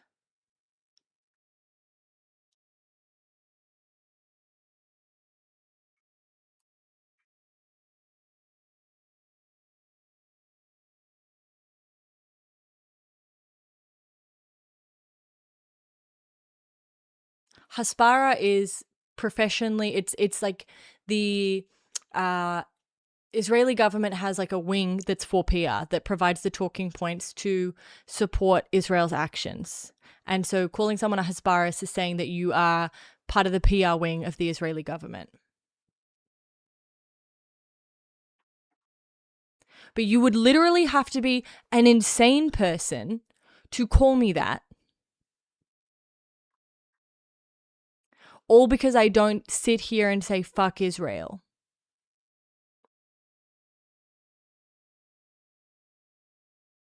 I'm not going to do it. Otherwise, I'd have to sit here and say, fuck Israel and fuck Russia and fuck America and fuck Iran and fuck Sudan. Well, what part of Sudan? I don't even know. I don't know. Fuck the DRC. Fuck Myanmar. Fuck China. And then it's just, what's the point of the stream? Like, this is what I'm saying. Like, no, but even bringing up that you would have called me a Hasbarist if you thought I was one, like, go, like, Wist, I'm sorry. You gotta go. I'm sorry. I didn't want you to leave because you engage a lot, but I actually, like, you one guy me too bad.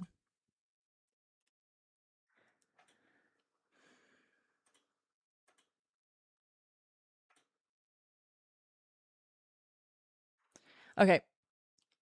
Yeah, so the problem is if you leave Iran in charge of the Strait, that sucks because then all of the GCC countries, all of the countries in the world really are put in a position where they can't really hold Iran to account. They can't really do anything with Iran other than kind of pander to them in order to keep the global energy market working as it needs to work, right? So you can't really do sanctions anymore. And we already learnt this lesson with Russia, right? This is a choke point. And a lot of countries that have a choke point will use their choke point. So you can't really just say, oh, I'm going to leave this country that is apparently the biggest terrorist in the world, the biggest problem in the world, so bad we had to launch this illegal aggressive war. I'm just going to leave them with this global strategic chokehold and let them do whatever they want with it. And then you can't really say, I'll let China deal with it. That's crazy. If you're America, I mean, if you're China, awesome. Right? Like, sick. Yeah, let's let China deal with the Strait of Hormuz. Let's let China have even more. China, a country that has been so focused on energy diversity and energy security, let's let them control the rest of the world's access to energy.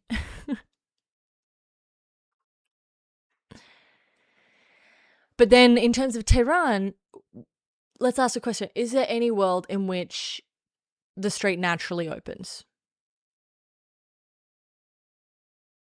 Well, in order to keep the toll booth, in order to keep the strait working in Iran's favor, you do have to keep attacking. You do have to kind of stay in a perpetual low-level kind of attack offensive stance, which means you're always at risk of reigniting the war. Or you're always at a risk of other kind of non-military action. You're never going to be in a position where there's not a risk that something's going to blow up in your face. Do nothing is such an OP strat.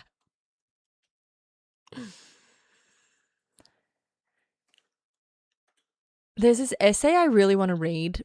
I don't know if it's any good though. It's in The Atlantic and people are like, wow, this is so good. So I didn't read it, but like, I kind of want to. But I mean, the huge takeaway for the Gulf states and for any country that is an ally with America is the entire security strategy is kind of out the window. When you've got, who does the Strait of Hormuz matter to the most? The Gulf countries who export their number one export through it. You have Trump saying, well, fuck it, we're leaving. We're not even going to bother with the strait, which is only close because we came in and we didn't ask any of you guys if we could start this war. We just did. So now it's like, okay, strategic alignments, force buildup, our relationship with China and Russia, leverage against Washington, our relationship with Israel, all of this now has to be reconsidered. All of it, because the ideas we were building on in terms of our sense of security do not hold anymore. I don't think that we go back to the pre-war sort of situation in the Gulf at all. It is going to completely change how they deal with their security interests.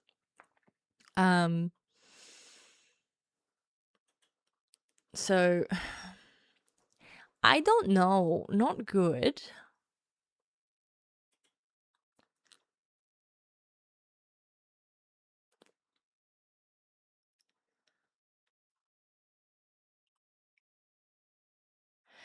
Yeah, there's no way that they're going to give up. Why, like, exactly, Metric, why would they give up control?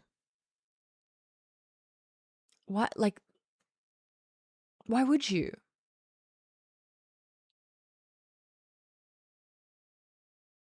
And the question is, Metric, is like, how do you guarantee that Iran will not be attacked again?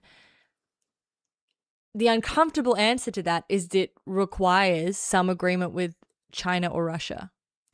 It requires agreement with a stronger state, because a guarantee like that has to have someone who will enforce the guarantee.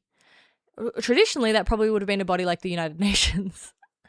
But unfortunately, a lot of work has been put into undermining the United Nations. What the fuck is Russia going to do?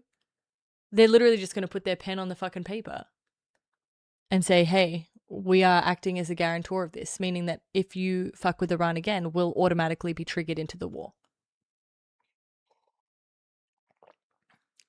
I'm not saying that they are going to do that. I don't think that China and Russia are. I'm saying the only way that you would have a guarantee is by getting a big, like these are, we're not looking for another mid-level state.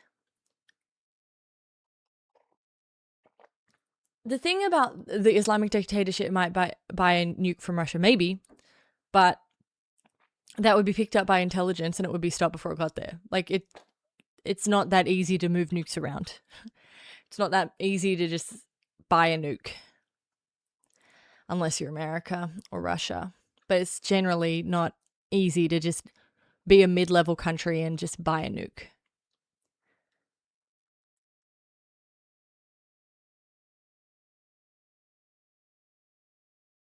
You don't think a GCC-Iran agreement is the only way out? No, because GCC are aligned with America, right? That's part of why I think that Oman was left off the list of allies, because they wanted to keep a state that didn't look like they were immediately aligned and allied with America. But all of those states, UAE, like they're still forward attacking, like they're still doing attacks from their bases in their countries. So the GCC Iran agreement, first of all, Elysium, GCC do not want to go into it. GCC are pissed at Iran. If China and Russia help Iran, what stops the US going all out on Ukraine and Taiwan? Well, I think the idea is that if something happened on Taiwan, the agreement, the guarantee would have to have the US inviting one of those countries in. The guarantee wouldn't have to be Russia and China saying to Iran, if something happens again, we'll protect you. It would be with, like, China is involved now. People, like, it's a China-Pakistan thing. So China being brought into the agreement is with the knowledge of America. It wouldn't be...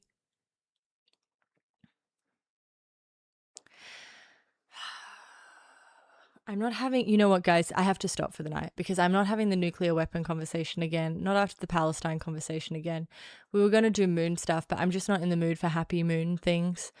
There are lots of reasons why Iran will never have a nuclear weapon. It's all well and good to say that countries should just get a nuclear weapon by, like North Korea, but not everyone is a client state of China. Not everyone has had the opportunities that North Korea has had. Obviously, even getting to the point of having this much highly enriched uranium, even getting to the point while you're saying the entire time, I don't want a nuclear weapon, IAEA can come in, even that doesn't stop you to having the shit bombed out of you. There is no opportunity for Iran to develop a nuclear weapon. There is no opportunity for Iran to buy a nuclear weapon. The security paradigm of the world does not allow, and it is an offensive thing to say to Iranians that the only way for you to secure yourself is to get a nuke because, one, it's bad for the entire world for us to promote nuclear proliferation. Two, you might as well say to them, well, if you don't want to get attacked by America, just get a stronger conventional military. You just need a stronger conventional military than America. In the same way that America and Israel would never allow and has never allowed Iran to build up their military in that way by denying them materials, by sanctioning them, and by keeping a constant eye on them and attacking them whenever they get too close, in the same way, the same thing will happen with a nuclear weapon. Okay? There is no closeness. There is no getting close to that. So you might as well say, you know what you need, Iran? Magic. Yes, it is true that if Iran had a nuclear weapon, that would act as a deterrent. It is also true that if they had the strongest army in the world, that would act as a deterrent. It is also true that if the Ayatollah was a wizard, that would act as a deterrent. But the reason we should focus on realistic ways to protect countries from aggressive wars, which, by the way, we are living in a moment that is so internationally unprecedented. This is so, like, fucking stressful. Thank you, Jules. Wait. Oh, Have fun with your I'll have echo fun in my chamber echo then. chamber. I'm definitely not someone who ever deals with differing viewpoints. But thank you for tipping on your way out.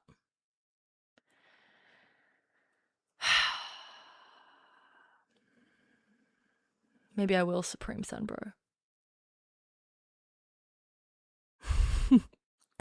Like, I'm all, like, if you want me to just agree with you that a nuclear weapon would stop people from attacking Iran, I mean, maybe, but I don't even agree with that, because if you read the strategic plans of any of the major powers at the moment, they are prepared to go to nuclear war. That is no longer a red line for them. So if countries are prepared to go to nuclear war and you have one nuke and America has this insanely large nuclear arsenal, you still don't win. Thank you, Supreme Sun Bro. I wouldn't make you go to war for me, but if you did go to war for me, I'd write you the best letters. I'd write you the most heart-wrenching letters, and I'd take a little photo, put it in the letter. So it's like, okay, you have one nuke. Cool. America's got fucking hundreds. So we already know that China and America and Russia have all entertained going to nuclear war, which means the nuclear deterrent you think is there doesn't really exist. We already know that when you get even very far away from having a nuclear weapon, this kind of offensive, aggressive military incursion happens. So the likelihood of you ever getting to the point that you do develop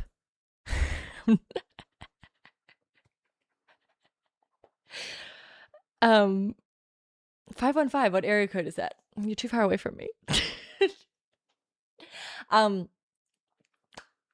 It's not going to happen, right? Like, you're not going to be able to build a nuke.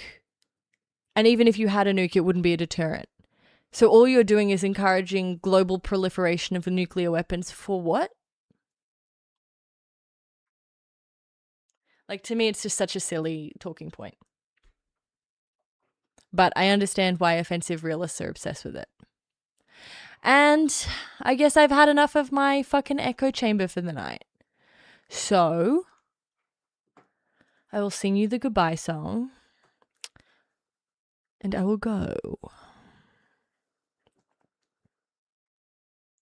China is working with Pakistan. Hey, this was really fun. We hope you liked it too. Seems like we've just begun when suddenly we're through. Goodbye, goodbye, good friends, goodbye. For now it's time to go. But hey, I say, well, that's okay. 'Cause I'll see you very soon, I know. Probably tomorrow. Okay, bye guys. Mwah.